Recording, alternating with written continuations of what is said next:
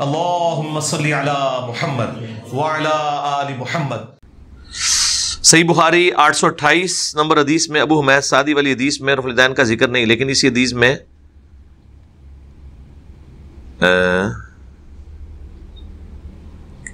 دوسرے طرق میں ہے۔ سچائی کیا ہے؟ سچائی تو بہت پہلے میرے بھائی بیان کر دی ہم نے، اس میں آپ نے میرا رفع الیدین والا لیکچر دیکھیں، اس میں بھی بیان کیے، اور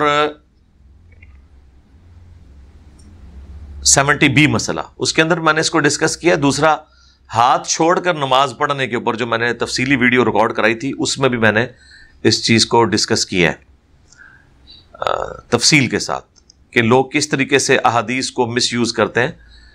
یہ جو حدیث ہے 828 نمبر، یہ پوری حدیث ابو داؤد، ترمذی، ابن ماجہ میں موجود ہے، اس میں سارے رفع الیدین ہیں۔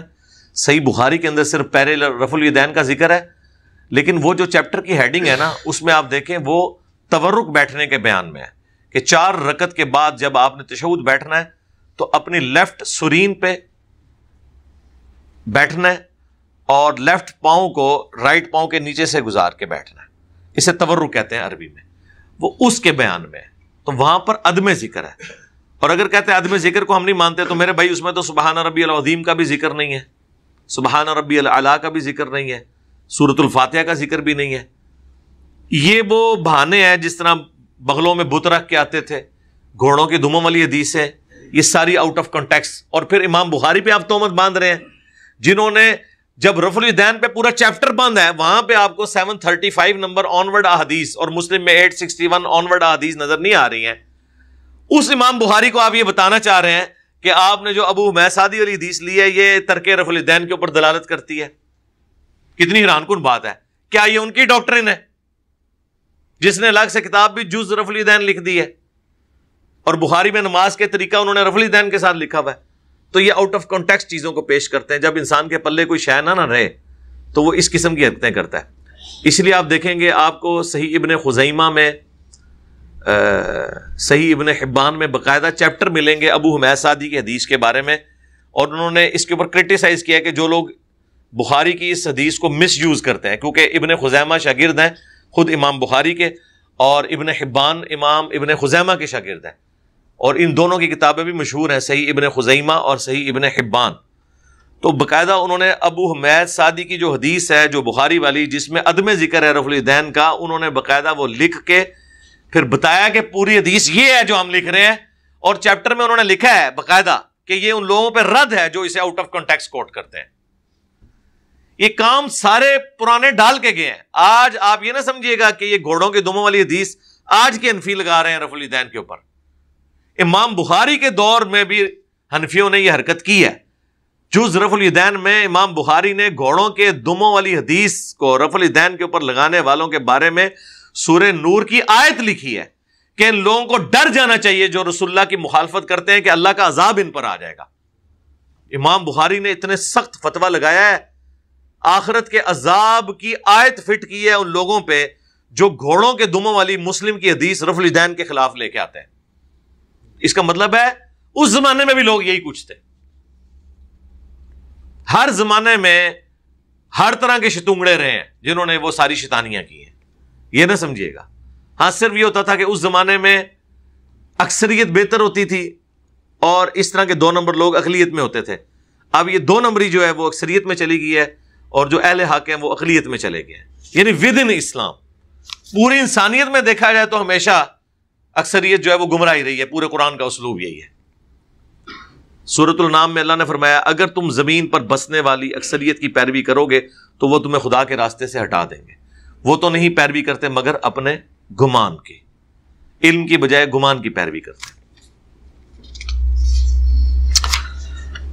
ڈاکٹر اسرار احمد صاحب کا وحدت الوجود والا عقیدہ، اس پر روشنی ڈالیں۔ دیکھیں میں نے اس کے اوپر ایک ویڈیو ریکارڈ کروائی تھی بہت عرصہ پہلے، مسئلہ نمبر 41، آج آلموسٹ۔ عثمان بھائی آپ کی والدہ کی ڈیتھ کب ہوئی تھی، کس سن میں؟ تو ایگزیکٹلی وہ 2011 میں جس دن ڈیتھ ہوئی تھی نا ان کی والدہ کی، اللہ تعالیٰ کی مغفرت کرے، تو اسی دن وہ مسئلہ 41 ریکارڈ ہوا تھا، یعنی آلموسٹ 11 سال پہلے۔ مسئلہ 41 لکھیں یا وحدت الوجود اور ڈاکٹر اسرار لکھیں، اس میں نے بتایا تھا کہ ڈاکٹر اسرار صاحب سے ان کی زندگی میں نے 1 to 1 سامنے بیٹھ کے یہ چیز ڈسکس کی تھی. انہوں نے ایک جملے میں اس کو کنکلوڈ کیا تھا کہ یہ ڈاکٹر اسرار کا وحدت الوجود ہے، صوفیاء والا نہیں ہے جو پینتھیزم کا عقیدہ ہے، ہماؤست کا عقیدہ ہے. اور باقاعدہ ویڈیوز میں بھی یہ ریکارڈ ہے ان کے کہ اگر کسی کا یہ عقیدہ ہے کہ اللہ انسان میں حلول کر جاتا ہے تو یہ تو کفر ہے، گمراہی ہے. اور یہ اتنی بڑی گمراہی ہے کہ کشف المحجوب میں حلولیہ کو گمراہ فرقہ لکھا ہے علی بن عثمان اجویری نے. تصوف کے ہاں بھی اس کو اس طرح پذیرائی نہیں. یہ تو بعد میں جب ابن عربی آیا نا اور اس نے جس قسم کی ایمبیگوس گفتگو کی ہے اس سے سارا مسئلہ خراب ہوا ہے. فتوحات مکیہ لکھ کے پھر اس کے اوپر گرفت خود کی ہے شیخ احمد سرندی جسے مجدد الافسانی کہتے ہیں، انہوں نے اسے پھر فتوحات مدینہ کا نام دیا، ابن عربی کے ساتھ اختلاف رائے کیا. بہرحال ڈاکٹر سراج صاحب کی گفتگو سے بعض اوقات واقعی یہ شائبہ ہوتا تھا چونکہ تصوف سے تو کوئی بندہ بھی نہیں نہ بچا اس امت کا. وہ باتیں اتنی چسکے والی ہیں، ایک وکھرا جہاں ہے. ابن تیمیہ نہیں بچا. فتاوی ابن تیمیہ کی جو 12ویں جلد ہے اتنی موٹی، وہ ہے ہی تصوف کے اوپر ہے. اور وہ کہتا ہے اچھے صوفی بھی ہوتے ہیں، برے صوفی بھی. اس لیے ڈاکٹر طاہر القادری نے 10 لیکچر ریکارڈ کروائے ہیں اہل حدیث کے خلاف کہ ابن تیمیہ ہمارے امام ہیں، آپ کے نہیں ہیں. میں کہنا تسی لے جاؤ ڈاکٹر صاحب، تہاڈے ہی نے. اہل حدیث نے تو یہ ایک مردہ بچہ ہے جو گلے سے لگایا ہوا ہے. یہ مردہ اس دن ہوا ہے جب سے میں نے ان کی غلطیاں ہائی لائٹ کی ہیں. پہلے یہ سمجھتے تھے کہ یہ بہت بڑا کوئی مواحد تھا. جب میں نے بتایا کہ وہ تو مردوں کے سننے کا قائل ہے اور تم لوگ تو کہتے ہو سماع موتا کا عقیدہ جو ایک کفری عقیدہ ہے، کہتے ہیں نہیں وہ اب کفریہ نہیں رہا. جب سے پتا چلا ہمارے ماں، اب ہم یہ کہتے ہیں گمراہی پہ مبنی ہے تو ہم کہتے ہیں وہ گمراہ تھا. نہیں ان کو اجتہادی غلطی لگی تھی، اپنے بابے نے اجتہادی غلطی لگ دی ہے. تو اہل حدیث بزرگوں کی 4 گستاخیاں میرا کلپ لاکھوں لوگوں نے دیکھا ہے جس میں نے یہ ساری چیزیں ابن تیمیہ سے ہائی لائٹ کی ہیں. نبی اسلام کی شان میں جو اس نے گستاخی کی ہے وہ ہائی لائٹ کی ہے عقیدہ عصمت انبیاء کے حوالے سے. اس کے بعد اللہ تعالیٰ کی شان کے حوالے سے جو اس نے گفتگو کی ہے اس کے اوپر میں نے ہائی لائٹ کیا ہے. اس کے بعد عبداللہ ابن عمر کے حوالے سے ہائی لائٹ کی چیزیں اور یہ صوفیاء کے حوالے سے. تو وہ ابن تیمیہ بھی، اور وہ جن صوفیاء کو تعریفی کلمات بائی نیم کہہ رہے ہیں نا، سارا کام ہی انہوں نے ڈالا ہوا ہے. بایزید بستامی وہ کہتے ہیں اگر اچھے صوفی دیکھنے ہیں تو اس کو دیکھیں آپ، جنید بغدادی، داؤد تائی. اچھا ان کو دیکھنا تو ان کی تعلیمات ہمیں بتائیں. اب یہ نہ کریں گے شوگر کوٹڈ کر کے آپ ان کی تعلیمات پیش کریں. میرے بھائی ان کی تعلیمات موجود ہیں کتابوں کے اندر. بازید کو تو جس طریقے سے میں نے ہائی لائٹ کی ہے آپ لوگوں کے سامنے، جو اس نے دعوے کیے ہیں، ٹھیک ہے، اور اس کا دفاع بھی تصوف کے لوگ کرتے ہیں. تو سوال کہاں سے شروع ہوا تھا؟ ہاں ڈاکٹر سراج صاحب سے. تو وہ ڈاکٹر سراج صاحب بھی ڈسیو ہو گئے نا، ان کو بھی مزہ آیا اس طرح کی باتوں میں، وہ تصوف کی وہ ساری باتیں. تو جب آپ علم سے ہٹتے ہیں تو پھر ظاہر ہے جذبات تو پھر کہیں نہ کہیں آپ کو لے جاتے ہیں. تو اس میں واقعی ان سے مس ہینڈلنگ ضرور ہوئی گفتگو کے دوران. انہیں الفاظ کا چناؤ بہتر کرنا چاہیے تھا، لیکن چونکہ اب ان سے ڈسکشن ہوئی اور انہوں نے کہا کہ نہیں میرا یہ عقیدہ نہیں ہے، لیکن اس میں باتیں انہوں نے اس طرح کی کہ واقعی اس کی وجہ سے پھر اہل حدیث نے آپ کو پتہ ہے ان کو مشرک ڈکلیئر کیا اور ان کی تعویل کو بھی قبول نہیں کیا. اور دوسری طرف جب ڈاکٹر ذاکر نائک کے اوپر فتویٰ لگا اور انہیں ملک سے نکالا گیا، کیونکہ ڈاکٹر ذاکر نائک نے کہا تھا ایک مسلمان کو دہشت گرد ہونا چاہیے، لیکن کس کے خلاف؟ ظالموں کے خلاف دہشت گرد ہونا چاہیے، کہ ظالم دیکھیں مسلمانوں کو تو ان پہ دہشت پڑ جائے. جس طرح انہوں نے کہا کہ جب ایک چور ایک پولیس والے کو دیکھتا ہے تو اس پہ دہشت پڑتی ہے، چور کے لیے پولیس والا دہشت گرد ہے. اب دہشت گرد ایک نٹوریس ٹرم ہے، اس کو انہوں نے اپنے زوم میں یوز کیا، لیکن ان کی یہ تعویل قبول نہیں کی گئی. اسی وجہ سے ان پہ مقدمہ ہوا اور مودی نے انہیں وہاں سے نکال دیا، ان کی نیشنلٹی کینسل کر دی. اس وقت پھر اہل حدیثوں نے آ کے اس کا دفاع کیا کہ نہیں دیکھیں دہشت گرد لفظ جو انہوں نے یوز کیا ہے اس کی تعویل بھی تو دیکھیں نا کیا انہوں نے کی ہے. تو آپ زیادہ سے زیادہ ایک ٹرمینالوجی کے یوز کرنے کے اوپر فتویٰ لگا سکتے ہیں، یہ نہیں کہہ سکتے کہ وہ دہشت گردی کو پروموٹ کرتا ہے. ایسا تو نہیں ہے، ظاہر ہے انہوں نے تو اپنے کوئی جہادی تنظیم تو نہیں بنائی ہوئی تھی، علمی طریقے سے انہوں نے معاملات کو لے کے چلے. اب کوئی ایک بندہ جی سری لنکا میں لوگ پکڑے گئے، انہوں نے بنگلہ دیش میں پکڑے گئے، انہوں نے کہا کہ ہم ڈاکٹر ذاکر نائک سے متاثر ہوئے ہیں. اور اس لیے ہم نے یہ حملے کر دیے ہیں. بھائی ڈاکٹر ذاکر نائک کل کو کوئی میرا اسٹوڈنٹ کوئی کام ڈال دے اور وہ کہ جی میں انجینئر صاحب سے متاثر ہوں, تو انجینئر صاحب یہ تو نہیں کہتے کہ یہ کرو. متاثر تو کوئی بھی کسی سے ہو سکتا ہے, اس کا یہ مطلب تو نہیں کہ وہ جو کچھ کر رہا ہے, ہاں اگر اس کی تعلیمات وہ ہوں تو تعلیمات کے لیے انہوں نے آؤٹ آف کانٹیکسٹ یہ جملہ ان کا لکھا کہ ایک مسلمان کو دہشت گرد ہونا چاہیے, یعنی نماز کے قریب مت جاؤ. آگے نہیں پڑھا کہ جب تم نشے کی حالت میں ہو. یہی جملے انگلینڈ نے اٹھا کے ان کے انگلینڈ میں یو کے میں جانے پہ پابندی لگوا دی, اور باقی کئی ملکوں میں پابندی لگی, وہ اسی وجہ سے لگی.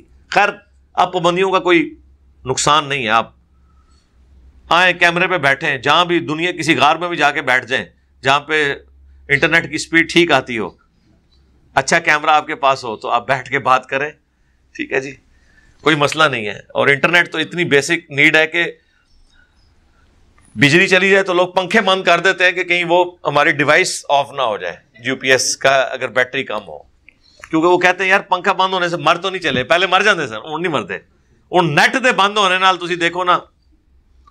اور یہ اتنی بڑی نعمت ہے کہ یہ جو بوڑھے ریٹائرمنٹ کے بعد اپنی بیویوں سے بچوں سے لڑتے تھے نا, وہ لڑائیاں ختم ہو گئی ہیں اللہ کے فضل سے.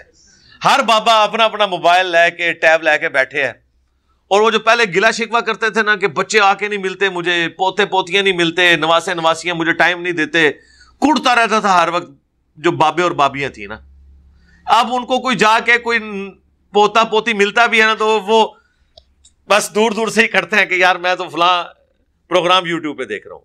یہ آپ دیکھیں کتنا فائدہ ہوا ہے اس چیز کا, ان کو مصروفیت مل گئی ہے, ٹھیک ہے نا, پہلے تو نہیں تھا. اور پھر انفارمیشن تو ایسی ہے کہ ہزاروں نہیں سر لاکھوں سال کی زندگی بھی انسان کو مل جائے نا, وہ سارا علم آپ کور نہیں کر سکتے جو اس وقت گوگل حافظہ اللہ تعالی اور یوٹیوب دعوت برکاتم عالیہ کے اوپر موجود ہے. ختم. پہلے لوگ کہتے تھے یار یہ ایک چیز سمجھ نہیں آ رہی, یہ میں کوئی بندہ ایکسپرٹ ملا تو اس سے پوچھوں گا. نہ سر, دہی کیسے لگانا ہے اس کا طریقہ, سر یوٹیوب پہ جا کے لکھیں. بریانی نہیں بنانی آتی, سر یوٹیوب پہ لکھیں, ایک سے ایک آپ کو طریقہ ملے گا. مکان بنانا ہے, اتنا آپ کا کورڈ ایریا ہے, اس کے لیے کتنی اینٹیں چاہیے, کتنا سیمنٹ لگے گا, کیسا نقشہ بناؤں, سر سب کچھ مفت اویلیبل ہے. لوگوں کے تجربات, یہ انفارمیشن کا اب سمندر آ گیا. تو اللہ کا فضل ہے کہ اس کی وجہ سے اب بڑی آسانی کے ساتھ آپ حق بات تک پہنچ سکتے ہیں, دین کے معاملے میں بھی, دنیا کے معاملے میں بھی. آپ ہسٹری آپ نے دیکھنی ہے, جا کے گوگل پہ لکھیں, آپ کو چیزیں مل جائیں گی. اگلے زمانوں میں تو آپ کو بندے ڈھونڈنے پڑتے تھے کہ جی میں نے فلاں بندے کے بارے میں سنا ہے کہ اس کے پاس یہ انفارمیشن ہے, میں اس سے پوچھوں گا. اور رہ گیا دین, سر دین میں تو اب آپ ہماری ویڈیوز کے بعد کو گلا نہ کریں کہ کوئی شے بچ گئی ہے. ہاں کتابیں تو آپ کو ڈھونڈ کے بھی چیزیں بڑی مشکل سے ملنی تھی. ہم نے ہر چیز جو ہے وہ ایک ایک جسے کہتے ہیں موتیوں کی طرح پرو کے نا آپ کو ویڈیوز میں ایک ایک چیز اختلافی مسائل کے اندر, تفصیل لیکچرز کے اندر, کرنٹ افیئرز کے اندر, اور مختلف جب ڈسکشنز آتی ہیں کریٹیکل ٹاپکس میں, ایک ایک چیز حدیث اور آیات کو ڈسپلے کروا کے ان کے نمبرز پبلکلی آپ کے سامنے رکھ دیے. تو یہ اس حوالے سے انٹرنیٹ بہت بڑی نعمت بن گئی ہے. اب علم کا ایک سمندر ہے, وہ تو ہزاروں سال کی زندگی چاہیے آپ کو. تو اس طریقے سے آپ نے کسی کے بارے میں رائے بھی قائم کرنی ہے, اس کو خود سنیں کہ وہ کیا کہتا ہے, تو آپ کو پتہ چلے گا کہ اللہ کے فضل سے اب کوئی شخص کسی کو دھوکہ نہیں دے سکتا. تو ڈاکٹر اسرار صاحب سے بات شروع ہوئی تھی, تو ڈاکٹر اسرار صاحب کے بارے میں بھی جو اس طرح کی رائے قائم کی گئی, تو اس کی مثال ویسے ہی ہے جیسے ڈاکٹر ذاکر نائک سے مس ہینڈلنگ ہوگی ایک لفظ کے اوپر. لیکن میں اسے مس ہینڈلنگ نہیں سمجھتا جب کوئی بندہ کلیریفائی کرتا ہے, اور وہ جب بات آؤٹ آف کانٹیکسٹ نہ ہو. اس طرح کی کئی باتیں تو مجھ سے بھی ہوتی ہیں. اچھا میرے پاس تو بڑا اچھا چانس ہوتا ہے کہ میں ریکارڈڈ ویڈیوز دیکھتا ہوں, اس کے بعد ایڈیٹنگ کر کے اپلوڈ کرتا ہوں. مجھے پتا ہوتا ہے کہ اس کے بعد جو ہے نا آگ لگے گی, یہ جو میں نے جملہ بولا ہے, اور چاہوں تو اسے نکال بھی سکتا ہوں, لیکن نہیں نکالتا. اس کی کئی ایک ریزنز ہوتی ہیں. سب سے بڑی ریزن یہ ہوتی ہے کہ میں کہتا ہوں کہ ایسی چیز پبلک میں آئے جس کی وجہ سے ہمارا پلیٹ فارم ڈسکس ہو, اور لوگوں کو پتا چلے کہ یار یہ بھی ایک علم کی دنیا ہے, چاہے نیگیٹولی ہو جائے. اس سے کیا ہوگا, جو لوگ علمی اپروچ رکھنے والے وہ خود بخود اس پلیٹ فارم کی طرف آئیں گے, جس کا ثبوت یہ ہے کہ ہماری پبلسٹی میں سب سے بڑا کردار ہمارے مخالفین کا ہے. آپ لائیو سٹوری سے آ کے شاہد اور بلال کے چینل کے اوپر دیکھ لیں, سب لوگوں کو نیگیٹو تعارف ہوتا ہے, یہاں پہنچ جاتا ہے کیونکہ وہ حق کو قبول کرتے ہیں. دوسری ریزن یہ ہوتی ہے کہ میں آپ کو مجبور کروں تھنک آؤٹ آف باکس کرنے پہ کہ اس طرح کی چیز بھی ہو سکتی ہے، کیونکہ ان میں سے کئی چیزیں جو قرآن و سنت کے اندر موجود ہوتی ہیں، آپ کو پہلی دفعہ اگر وہ پتا چل جائے نا، آپ کو وہ باتیں اسی طرح بری لگیں گی جس طرح میرے جملے برے لگتے ہیں۔ ایک عام مسلمان نے جب تک یہ جملہ نہ سنا ہو حضرت ابوبکر کے حوالے سے، وہ ہمیشہ اسے گستاخانہ سمجھے گا، جو صحیح بخاری میں کم از کم 4 جگہ یہ حدیث آئی ہے کہ تم میں سے جو محمد کی عبادت کرتا ہے جان لے محمد مر چکے ہیں، اور جو اللہ کی عبادت کرتا ہے وہ جان لے کہ اللہ زندہ ہے، اسے کبھی موت نہیں آئے گی۔ من کان یعبد محمدا فإن محمدا قد مات ومن کان یعبد اللہ فإن اللہ حی لا یموت۔ عام بریلوی کو اگر یہ نہ پتا ہو کہ حضرت ابوبکر نے بولا ہے، میں نے تو سوشل ایکسپیریمنٹ کیا، اس نے کہا یہ کون گستاخ ہے جو یہ جملے بول رہا ہے، کون محمد کی عبادت کرتا ہے، ہم کوئی محمد کی عبادت کرتے ہیں، یہ کس نے بکواس کی ہے؟ تو پھر ہم نے بتایا کہ یہ حضرت ابوبکر کا خطبہ ہے، اور تمہارے بارے میں نہیں، ان کے بارے میں جنہوں نے واقعی کبھی عبادت کی بھی نہیں تھی۔ اس زمانے میں تو شرک کبھی شروع ہی نہیں ہوا تھا۔ تو یہ جملے بھی تو حضرت ابوبکر کو کیا ضرورت تھی یہ جملے بولنے کی، جب کسی صحابی نے حضور کی پوجا ہی نہیں کی تھی؟ کیوں بولے یہ جملے؟ تاکہ آپ کا عقیدہ درست کرے، تھنک آؤٹ آف باکس۔ بخاری مسلم دونوں میں حدیث ہے، ام حبیبہ کہ جب والد حضرت ابو سفیان فوت ہوئے رضی اللہ تعالی عنہما، تو 3 دن بعد انہوں نے خوشبو لا کے ملی اپنے جسم پہ، اعلانیہ رنگدار خوشبو اس وقت عورتیں لگاتی تھی۔ وہی بات ہے، عورتوں نے کہا کہ یہ کہ آپ کا تو باپ مرا ہے، انہوں نے کہا میں نے جان بوجھ کے ایسے کیا ہے تاکہ تمہیں بتاؤں کہ میں نے خود اللہ کے نبی علیہ السلام سے یہ بات سنی ہے کہ جو عورت اللہ اور یوم آخرت پہ ایمان رکھتی ہے اس کے لیے حلال نہیں ہے کہ 3 دن سے زیادہ سوگ کرے کسی کے مرنے پر، سوائے اپنے خاوند کے مرنے پہ 4 مہینہ 10 دن۔ تو میرے باپ کو مرے ہوئے 3 دن پورے ہو گئے، میں نے اعلانیہ سوگ ختم کرنے کا اعلان کیا۔ حالانکہ اس طرح اعلانیہ اعلان کرنے کی کوئی ضرورت تھی؟ مجھے بتائیں۔ آج کے دن میں اگر کوئی شخص یہ کرے کہ اس کا باپ مرے تو تیسرے دن وہ اپنے گھر کے باہر لائٹنگ کروا دے، اور لوگ پوچھیں کیا ہوا ہے، کوئی بیاہ ہو رہا ہے؟ نہیں بیاہ نہیں، میں اپنے باپ کے مرنے کے 3 دن پورے ہوئے ہیں تو میں نے سوگ کے ختم ہونے کی اناؤنسمنٹ کی ہے، تو لوگ اس پہ لعنتیں بھیجیں گے، گالیاں نکالیں گے نا اس کو۔ لیکن ام حبیبہ کے ساتھ کسی نے یہ نہیں کیا، کیونکہ انہیں پتا تھا یہ دین سکھا رہی ہے۔ میں بھی جان بوجھ کے بعض اوقات ایسے جملے بولتا ہوں جس سے آپ کا دماغ کھولا جائے، کل کو آپ کو جب صحابہ، اہل بیت، خود نبی علیہ السلام، بلکہ قرآن میں اگر ایسی باتیں ملیں تو آپ ٹینشن کا شکار نہ ہو کہ یار یہ کیا روڈ لینگویج یوز ہوئی ہوئی ہے بقول آپ کے۔ مثلاً اب سورہ بنی اسرائیل میں آیا ہے، اللہ تعالیٰ نبی علیہ السلام کو خطاب کر رہا ہے کہ اے نبی، یہ کافر تو اس بات پہ تلے ہوئے ہیں کہ آپ کو حق سے ہٹا دیں، اور قریب تھا کہ آپ بھی ان کی طرف مائل ہو جاتے اگر ہم آپ کا دل نہ تھام لیتے، اور اگر یوں ہوتا کہ آپ کافروں کی طرف مائل ہو جاتے تو ہم آپ کو دنیا کی زندگی میں بھی دگنا عذاب دیتے اور آخرت میں بھی دگنا، اور آپ کو اللہ کے عذاب سے بچانے والا کوئی نہ ہوتا۔ یہ کتنے سخت جملے ہیں۔ میں اگر یہ آیت آ کے جس طرح میں نے اس کو ہائی لائٹ کیا ہے، ایک عام بریلوی جس کو یہ پتہ ہی نہیں قرآن میں آیت ہے سورہ بنی اسرائیل میں، آپ اسے یہ کہیں اپنی طرف سے، اگر یہ کہیں کہ دیکھو کافر تو پوری تیاری کر چکے تھے اور قریب تھا کہ حضور بھی ان کی باتیں ماننے کے لیے تیار ہو جاتے، بس یہ تو اللہ کا بڑا کرم ہوا ہے کہ حضور کافروں کی طرف مائل نہیں ہوئے، اور اگر حضور مائل ہو جاتے تو اللہ تعالیٰ نبی علیہ السلام کو بھی دنیا اور آخرت میں ڈبل عذاب دیتا۔ یہ جملہ کوئی بریلوی سن سکتا ہے؟ مجھے بتائیں، یہ قرآن میں لکھا ہوا ہے۔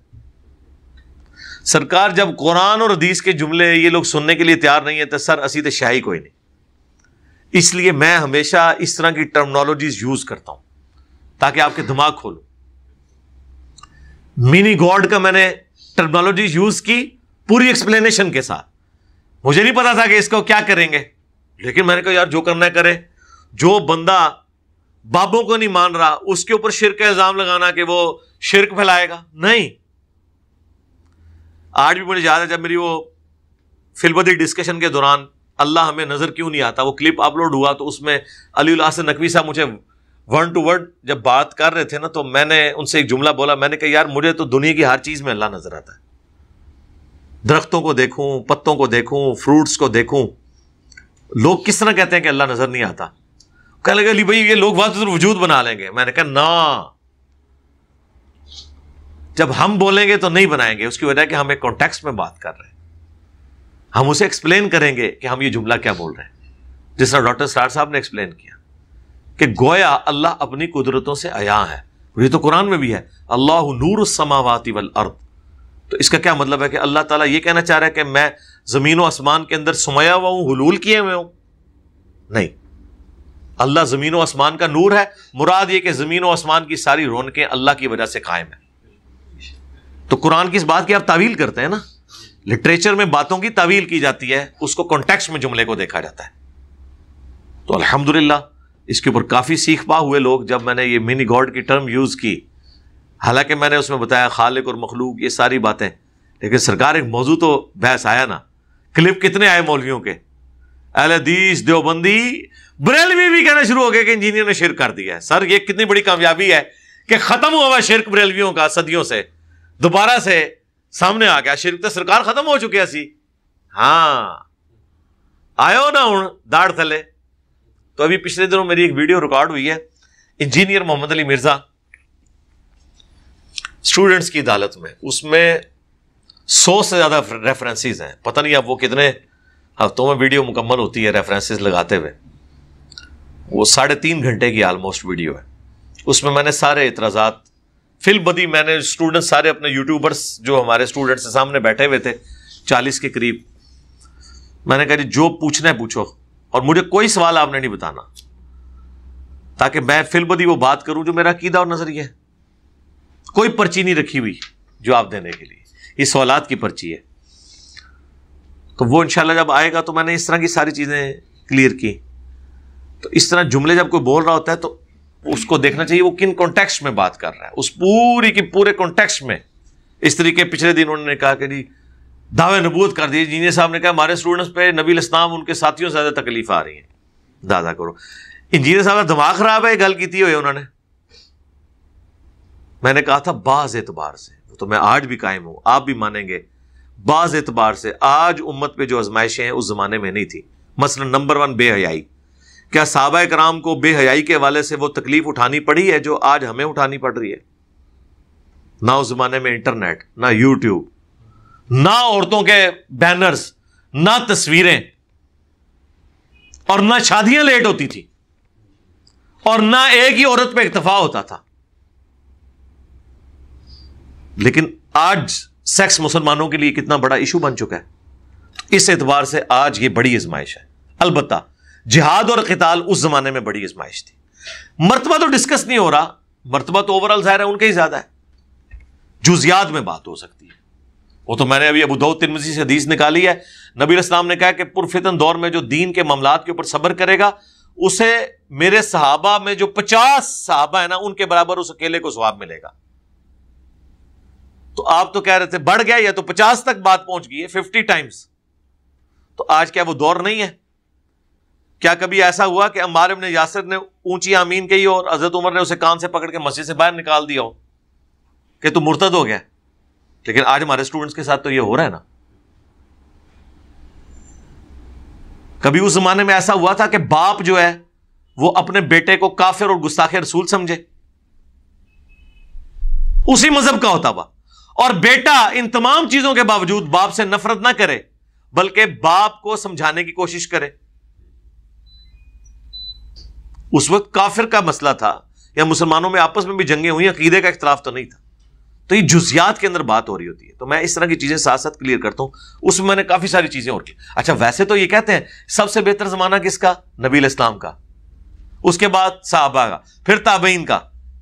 اس کا مطلب ہے بتدریج جو وقت ہے پہلے سے زیادہ آزمائش پہ آتا جا رہا ہے. یہی کہہ رہے ہیں نا؟ تو پھر تو میرا جملہ ٹھیک ہے کہ آج ہماری جو آزمائش ہے اس زمانے سے بڑی ہے، کیونکہ حضور کا زمانہ تو بہت اچھا تھا، اللہ کے نبی موجود تھے، نیکی کا غلبہ تھا. آج اتنا نہیں ہے. تو میں نے وہ ساری کی ساری باتیں انشاءاللہ وہ ویڈیو آ جائے گی تو آج اس میں سمجھ لیں گے. علی بھائی میں آپ سے متاثر ہو کر عالم دین بننا چاہتا ہوں. استغفر اللہ، میں نے کبھی کسی کو یہ مشورہ دیا کہ عالم دین سے مراد اگر آپ ڈگری والا مولوی کہہ رہے ہیں تو میں تو یہ کبھی نہیں کہا کس فقہ کے ساتھ علم حاصل کروں. مہربانی کریں جی اپنا یہ ارادہ ترک کر دیں آپ. سادہ مسلمان بن جاؤ، چھڑے مسلمان، ارادہ ترک کرو، عالم دین بننے کے بجائے علم دین حاصل کریں۔ عالم دین سے مراد میں سو کالڈ جو آج کل، چونکہ ایک ٹرم کوئی اتنی متبرک ٹرم تو نہیں رہی ہے، علم حاصل کرنے کے لیے آج کل تمام ریسورسز اویلیبل ہیں۔ ہمارا بنیادی علم عقائد اور نظریات کا قرآن میں ہے نا، ہماری ٹیکسٹ بک ہے، وَأُوحِيَ إِلَيَّ هَذَا الْقُرْآنُ لِأُنذِرَكُم بِهِ وَمَن بَلَغَ، اے نبی تم فرماؤ قرآن اللہ نے مجھے اس لیے وحی کیا، اس کے ذریعے میں تم تک اللہ کا ڈر پہنچا دوں، سنا دوں، اور جس تک یہ کتاب پہنچے۔ اگر کوئی عالم دین قرآن بھی ترجمے سے نہ پڑھے، عربی سیکھنے کے بعد بھی قرآن کے عقائد و نظریات اڈاپٹ نہ کرے تو چٹنا ہے ایسے بندے کی ڈگری نو۔ اس وقت دنیا میں لاکھوں علماء ہیں جو ڈگریوں والے ہیں، قرآن کی توحید کے بالکل اپوزٹ چل رہے ہیں، تو مجھے بتائیں ان کی ڈگری نے اگر توحید بھی ان کی ٹھیک نہیں کی تو انہوں نے اس ڈگری میں سے کیا لیا سوائے اپنے نام کے ساتھ علامہ لکھوانے کے؟ اس کی بجائے تو وہ ان پڑھ جاہل بندہ بہتر ہے جسے صرف اردو پڑھنی آتی تھی اور وہ قرآن میں ایاک نعبد و ایاک نستعین پڑھ کے اپنی توحید کو درست کر لے۔ یہ آپ مانتے ہیں کہ نہیں؟ لاجیکلی نکالنا تو یہ تھا نا۔ اس مولوی کا کیا فائدہ جس نے دورہ حدیث کے اندر حدیث کی کتابیں تو پڑھی، چاہے وہ دورہ کرتے ہوئے پڑھی، لیکن اینڈ پہ جا کے احادیث کے بالکل اپوزٹ نماز کا طریقہ اڈاپٹ کر لیا، اپنے بزرگوں کے عقائد و نظریات اڈاپٹ کر لیے، تو اس نے ان احادیث کی کتابوں سے کیا نکالا؟ کچھ بھی نہ نکالا۔ تو علم دین حاصل کریں، مولوی نہ بنے، دین کا علم حاصل کرنے والے دین کے اسٹوڈنٹ بنے۔ اور سب سے بڑھ کر آج دنیا کا بڑے سے بڑا بریلوی عالم یہ دعویٰ کر نہیں سکتا کہ میں قرآن احمد بریلوی سے بہتر آپ کو پڑھا سکتا ہوں۔ ٹائم قیامت تک جو بندہ لے کے آؤ، نہیں تو سر اعلی حضرت نے آپ کا مسئلہ حل کر دیا ہے۔ انہوں نے سب سے بہترین انداز میں ترجمہ کنز الایمان لکھ کے آپ کے حوالے کر دیا ہے، چاہے وہ خود اس پہ انہوں نے عمل نہیں کیا، ترجمہ انہوں نے اچھا کیا، لیکن آپ کہیں کہ میں نے بریلوی سے نہیں پڑھنا، میں ڈائریکٹ اعلی حضرت سے جا کے پڑھوں گا، قبر پہ نہیں، گھر بیٹھے ہوئے۔ وہ ترجمہ انہوں نے اپنے لیے نہیں کیا، انہیں تو عربی آتی تھی، یہ کس لیے کیا انہوں نے؟ یا تو پیسے کمانے کے لیے کیا تاکہ قرآن کو بیچیں۔ نعوذ باللہ، بزرگوں کے بارے میں تو ہم نہیں یہ کہہ سکتے،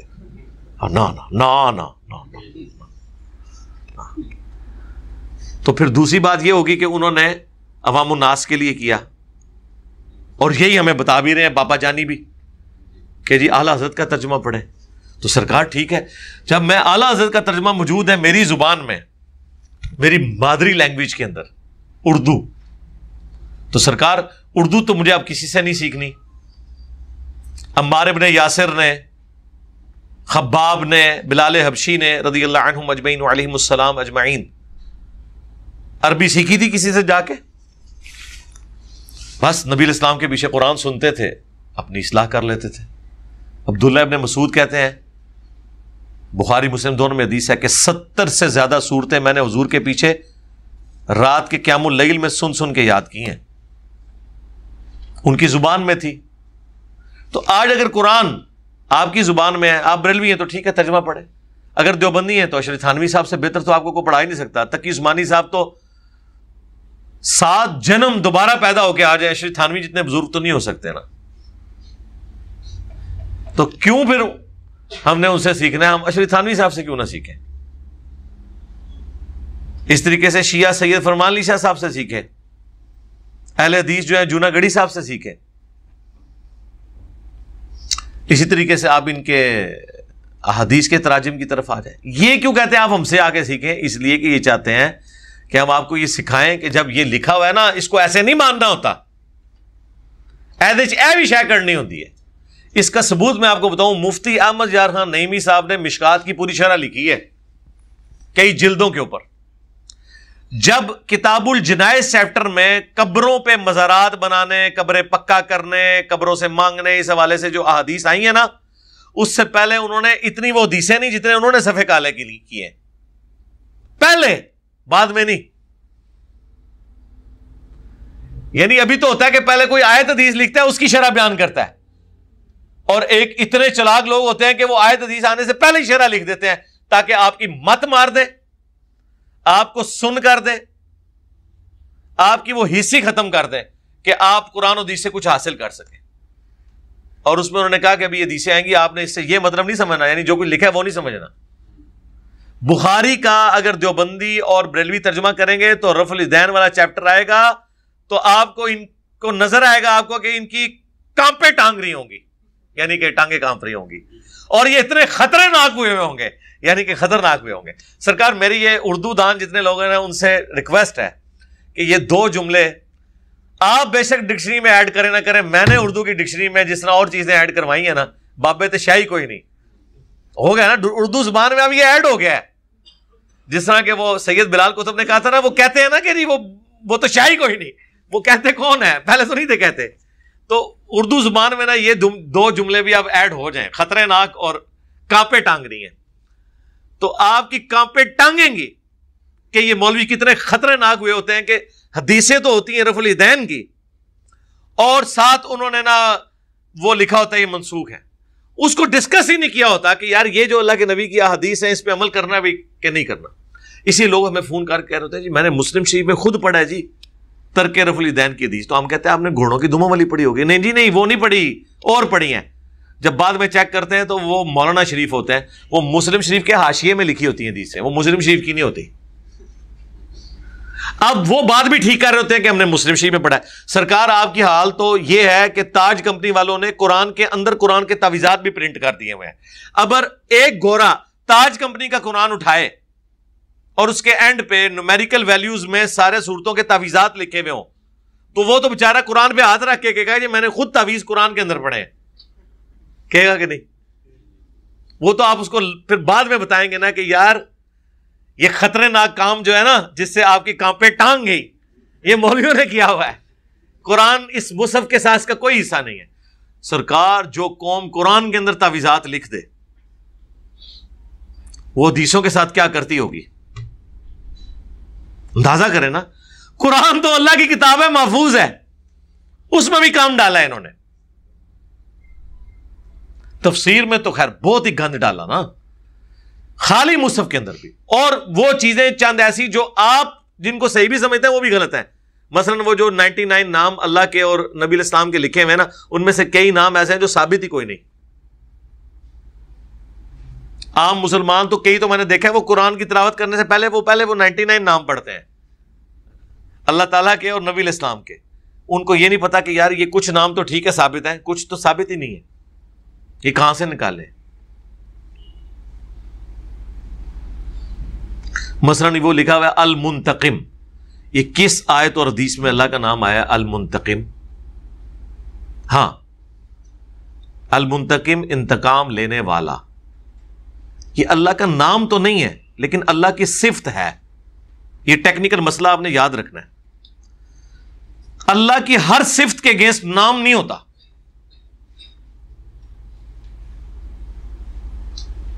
ہر نام کے اگینسٹ صفت ضرور ہوتی ہے. جس طرح الخالق تخلیق کرنے والا, یہ نام ہے اس کا, صفت تو ہے ہی ہے, تخلیق کرتا ہے. لیکن انا من المجرمین منتقمون, بے شک ہم مجرمین سے انتقام لے کر چھوڑیں گے. یہ قرآن کی آیت ہے سورہ الدخان کے اندر. لیکن اس کے اگینسٹ نام نہیں ہے المنتقم.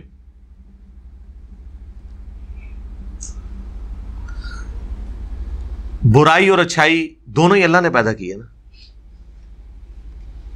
لیکن برائی کے اگینسٹ آپ اللہ کا نام نہیں رکھ سکتے کہ برائی کا خالق یا پیدا کرنے والا. نام نہیں ہوگا, صفت ہے. ظاہر شیطان کو کس نے پیدا کیا؟ اللہ نے. انسان میں فَأَلْهَمَهَا فُجُورَهَا وَتَقْوَاهَا, یہ کس نے رکھا؟ اللہ نے. تو اس طرح کے کئی نام لکھے ہوئے ہیں جو اللہ کی صفات تو ہیں لیکن ان کے اگینسٹ اسماء الحسنہ نہیں ہے. اچھا, لیکن اس کی ایک دوسری ایکسٹریم بھی ہے جو اہل حدیث کرتے ہیں. وَلِلَّهِ الْأَسْمَاءُ الْحُسْنَى فَادْعُوهُ بِهَا کے تحت وہ یہ کہتے ہیں اللہ کو آپ گاڈ نہیں کہہ سکتے, خدا نہیں کہہ سکتے. یہ تو اللہ کے آپ نے خود نام رکھ دیے ہیں, اللہ کے صفاتی نام رکھ دیے ہیں جو اللہ نے اپنے لیے پسند نہیں کیے. میرے بھائی یہ آپ کی دماغ کا فطور ہے. یہ اسماء و صفات کا ایشو اس لیے نہیں ہے کہ اللہ کی زبان صرف عربی تو نہیں ہے نا. کیا اگلی کتابیں عربی میں نازل ہوئی تھی ساری؟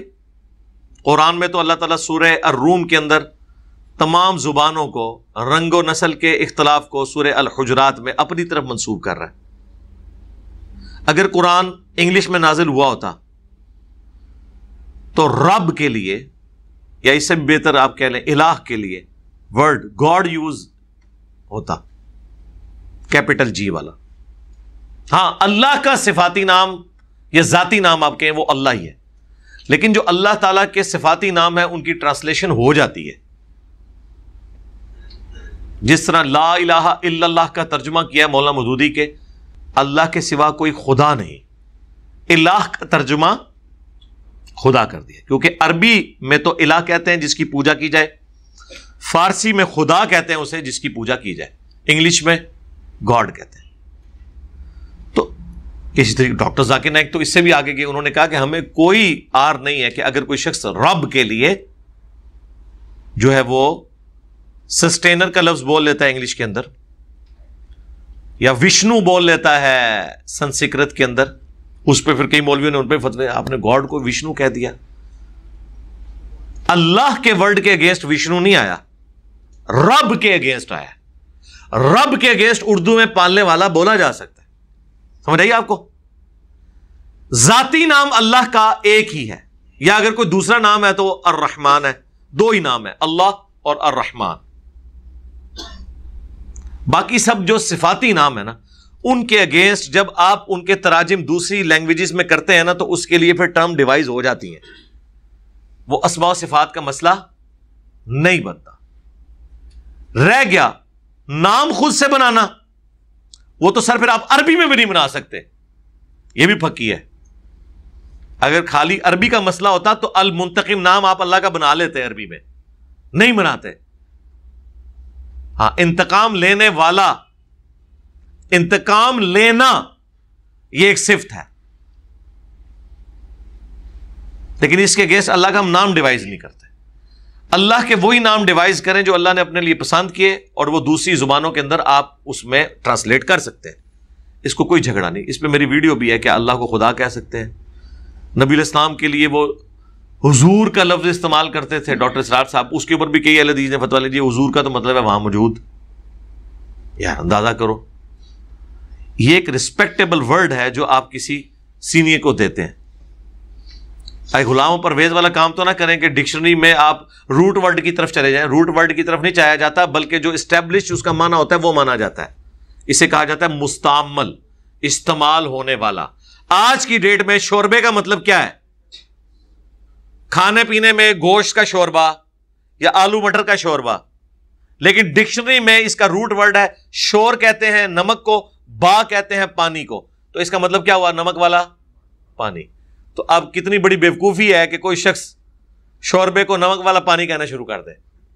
یہی کام غلام پرویز نے کیا ہے. لوگ کہتے ہیں غلام پرویز جو ہے وہ منکرین احادیث تھا. نہیں سر, وہ قرآن کا منکر تھا. اس کے عقیدوں میں کفر ہے, اس نے قرآن کی تحریف کی ہے. اس نے قرآن پاک میں انبیاء کے معجزات کا انکار کرنے کے لیے قرآن پاک کے الفاظ کے منہ میں اپنا لقمہ ڈالنے کے لیے اپنی ڈکشنری الگ سے لکھی ہے. اس کے اوپر ایک جاوید احمد غامدی صاحب نے پورا لیکچر دیا ہے, فکر پرویز کی خرابی. 1989 کا ان کا لیکچر ہے, وہ ہم نے بھی اپنے یوٹیوب چینل کے اوپر اپلوڈ کیا تھا. وہ کتابی شکل میں بھی آ چکا ہے, آلموسٹ 1 گھنٹے کا, وہ دیکھنے والا ہے. اس میں انہوں نے بڑی زبردست مثال دی تھی کہ اگر شخص کوئی یہ کہے, کراچی میں تو آپ کو پتا ہے بڑے لوگ شوق سے بریانی کھاتے ہیں. کیوں جی مدثر بھائی؟ کھاتے ہیں نا شوق سے. وہ اسٹوڈنٹ بریانی بڑی مشہور ہے وہاں کی. میں کراچی اپنے آفس کے کام کے سلسلے میں گیا نا, تو وہ ساتھ وہ ٹوٹیاں بھی لا کے رکھ دیتے ہیں, وہ چھوٹی چھوٹی نا مٹی کی نا, اس کے اندر کھیر ہوتی ہے.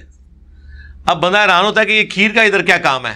وہ جناب جب آپ وہ خطرناک قسم کی بریانی کھاتے ہیں نا, اور آپ کی کانپیں ٹانگتی ہیں نا جب اس کو کھانے کے بعد, تو آپ کہتے ہیں کوئی میٹھی چیز میں اپنی زبان پہ رکھوں، اتنی تیز نمک مرچ ہوتا ہے اس بریانی کے اندر. اے تھوڑی بریانی تو شاہی نہیں ہے، جتنے نمک مرچ انہوں نے ڈالی ہوئی ہوتی ہے. وہ پھر آپ کو پتا چلتا ہے کہ اچھا یار یہ انہوں نے جو کھیر والی جو ساتھ رکھی ہے اس لیے رکھی ہوئی ہے. تو وہ انسان کو وہاں جا کے پتا چلتا ہے. اور عام آدمی جو اتنا نمک مرچ کا عادی نہیں ہوتا اس کو تو پھر آگ لگتی ہے نا. تو اب مجھے بتائیں، اگر کوئی شخص بریانی کھانے کے بعد یہ کہے کہ جب سے میں نے کراچی کی بریانی کھائی ہے میرے سینے میں آگ لگی ہوئی ہے، تو کیا کوئی بیوقوف آدمی بھی اس آگ کا مطلب فائر لے گا؟ لیکن غلام پرویز دجال نے یہی حرکت کی ہے، یہی کھلواڑ کیا ہے قرآن کے ساتھ.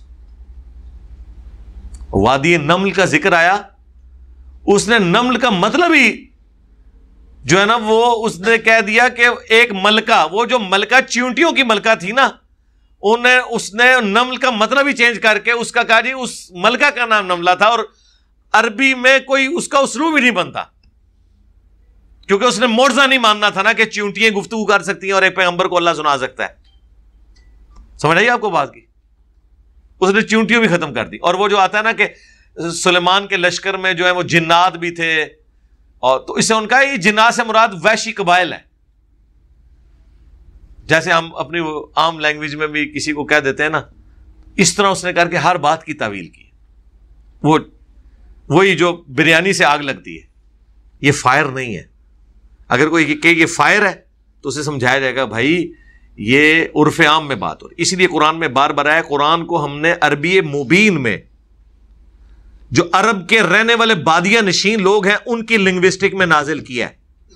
جو معنی عربی کا عرب کے رہنے والے لوگ لیتے ہیں، جس طرح اردو زبان کے اندر جو معنی ہم اردو دان لیتے ہیں وہی باہر کے لوگوں کو لینا ہوگا. شوربے کا مطلب نمک والا پانی نہیں لینا ہوگا.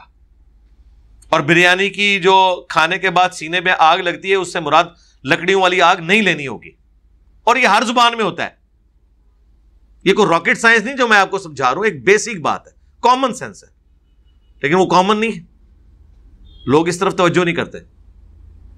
پھر آپ کو اکثر لوگ کہتے ہیں قرآن سے دور کرتے ہوئے نظر آئیں گے، او جی عربیاں تے بڑی عربیاں تے کس قسم دیا عربیاں نے، قرآن دی عربی ہو رہا ہے اور وہ ہو رہا ہے. یار وہ تو کتنے ڈائلیکٹ آپ کو یہاں پہ بھی نظر آئیں گے پنجابی کے، لیکن اوورال پنجابی تو ایک زبان ہے نا. تھوڑے سے الفاظ کا فرق، لہجے کا فرق ہو جاتا ہے. سیالکوٹ کی پنجابی میں، پوٹوہاری ہماری جو پنجابی ہے اس کے اندر، لاہور کی پنجابی کے اندر، لیکن اوورال ایک لینگویج تو ہے نا. کامن ورڈز تو وہی کامن ہے. لیکن عربی تو ایک ایسی زبان ہے جسے اللہ نے قرآن کی برکت سے، عربی جو قرآن کی عربی ہے وہ تو فریز ہے.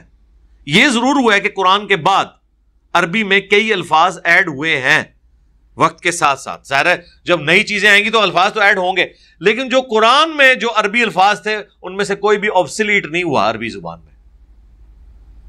جو آپ کی فضائل مال میں 100 سال کے اندر ہو چکا ہے، آوے گا جاوے گا، اب تو ختم ہو چکا ہے، آئے گا جائے گا.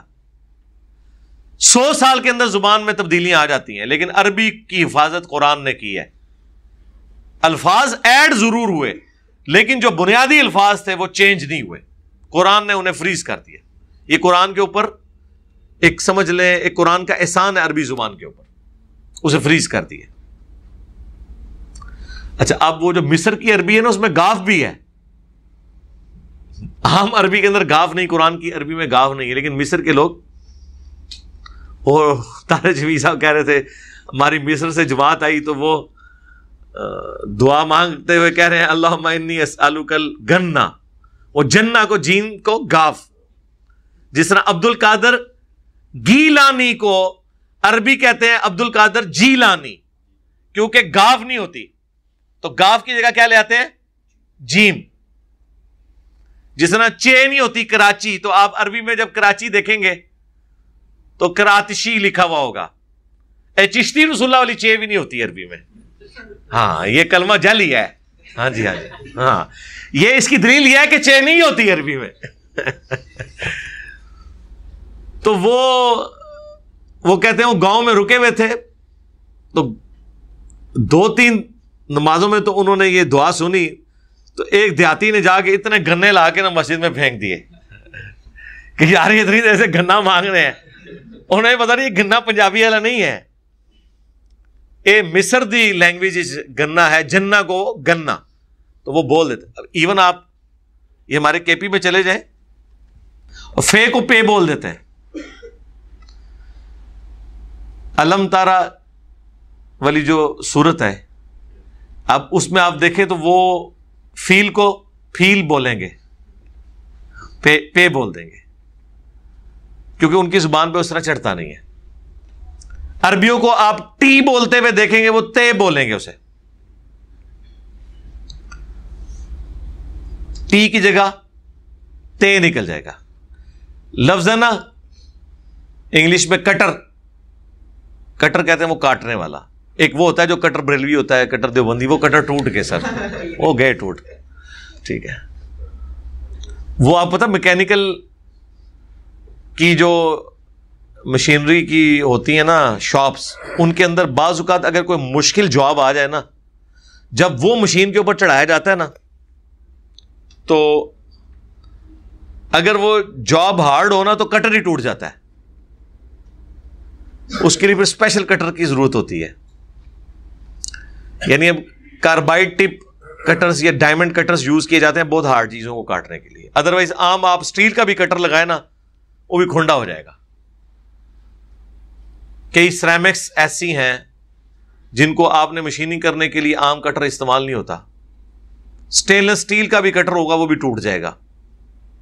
اس کے لیے کاربائڈ ٹپ کٹر کی ضرورت ہوتی ہے. کنکریٹ میں بھی آپ دیکھتے ہیں اس کے آگے ایک ٹپ بنی ہوئی ہوتی ہے, ورنہ عام کٹر کنکریٹ میں سوراخ نہیں کر سکتا.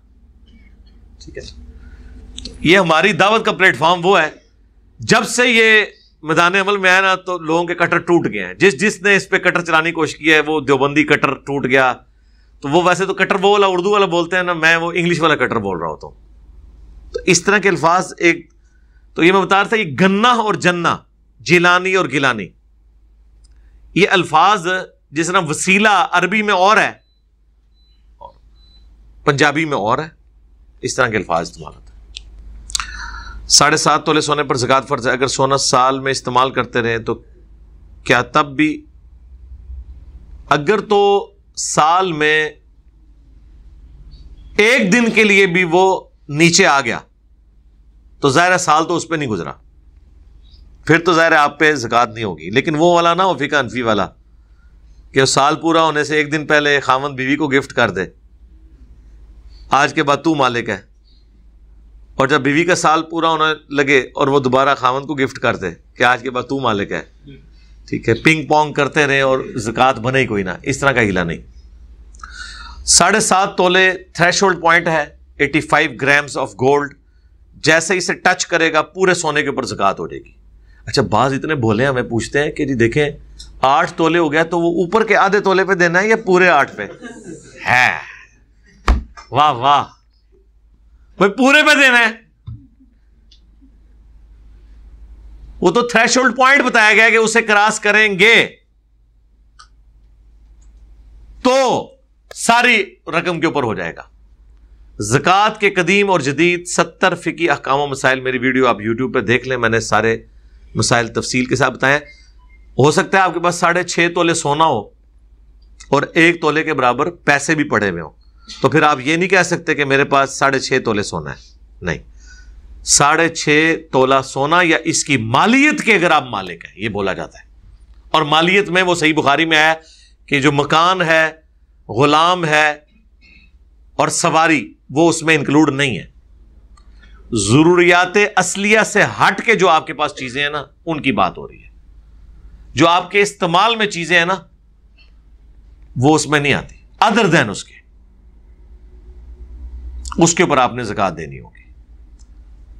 سونا, چاندی, کرنسی, پلاٹس جو بیچنے کی غرض سے ہوں, گاڑیاں جو بیچنے کی غرض سے ہوں. گاڑی رینٹ کار پہ ہے پھر کوئی زکوٰۃ نہیں ہے, اس کی کمائی پہ ہے, وہ بھی اگر جڑ جائے. اگر آپ ساتھ ساتھ کھا رہے ہیں کوئی نہیں. مکان پہ کوئی زکوٰۃ نہیں ہے, اس کے کرائے کے اوپر ہے, وہ بھی اگر جڑ جائے اور 1 سال گزر جائے. اگر نہ جڑے, ساتھ ساتھ کھا رہے ہیں, کوئی زکوٰۃ نہیں, کیونکہ پیسہ رننگ میں آ رہا ہے. اللہ تعالیٰ نے آپ کو فیسلٹی دی ہے. تو یہ آپ سارے مسائل اس میں دیکھ لیں. مجھے قطروں کا مسئلہ ہے, کیا میں تہجد کے وضو کے ساتھ فجر کی نماز پڑھ سکتا ہوں؟ نہیں جی, دو الگ نمازیں ہیں, دونوں کی ٹائمنگ الگ ہے. تو آپ تہجد کی نماز کے لیے وضو الگ کریں گے, فجر کے لیے الگ کریں گے. ٹھیک ہے. باقی قطروں کی بیماری اور استنجا کرنے کا طریقہ ذرا یہ بھی ویڈیو دیکھ لیں. بعض اوقات یہ ایشوز ہوتے ہیں جس کی وجہ سے آپ کے ساتھ یہ ہو رہا ہوتا ہے. 99% لوگوں کے ساتھ قطرے اسی وقت آتے ہیں جب انہوں نے تازہ پیشاب کیا ہوتا ہے. ہر وقت تو نہیں قطرے نکلتے رہتے, تو اس کا مطلب ہے آپ کو استنجا کرنے کا طریقہ نہیں آتا. تو ایسی صورتحال میں آپ کو نماز اور استنجے کے درمیان آدھے پونے گھنٹے کا وقفہ پھر رکھنا چاہیے. ضروری ہے کہ آپ نماز کے عین وقت جا کے پیشاب کر رہے ہیں تو ظاہر ہے کہ اس میں قطرے تو نکلیں گے. اس کے لیے ایک طریقہ ہے, استبرا کرنا ہے, جو کچھ کرنا ہے وہ آپ میری ویڈیو دیکھ لیں, میں نے تفصیلی اس کے اوپر ریکارڈ کروا دی ہے. قطروں کی بیماری لکھیں, استنجے کا طریقہ لکھیں, اس کے اوپر ویڈیو ریکارڈ ہے. اگر عام حالت میں بھی 24 گھنٹے نکلتے رہتے ہیں پھر تو ظاہر ہے آپ پھر بیمار ڈکلیئر ہوں گے. تو اس طرح کا تو کوئی لاکھوں میں ایک مریض ہوتا ہے. اس کے لیے ہے کہ وہ پھر انڈر ویئر استعمال کرے, اس میں ٹیشو پیپر رکھ لے تاکہ ٹیشو پیپر چینج کرتا رہے, اور پھر نماز وہ ایک وضو کے لیے ایک نماز کے ایکویلنٹ وہ شمار ہوگا, اگلی نماز کے لیے اسے نیا وضو کرنا ہوگا. اس کے اوپر اجماع ہے, احادیث بھی اس پہ گواہ ہیں. یہی مسئلہ عورتوں کے بارے میں ہے, اس پہ حدیث موجود ہے, مشکات کی پہلی جلد میں آپ کو مل جائے گا. جو عورتیں ہیں جن کے ساتھ پیریڈز کے بعد بھی ان کو خون آتا رہتا ہے, ان کے لیے بھی یہی حکم ہے کہ وہ پھر ہر نماز کے لیے الگ سے ایک وضو کریں گی.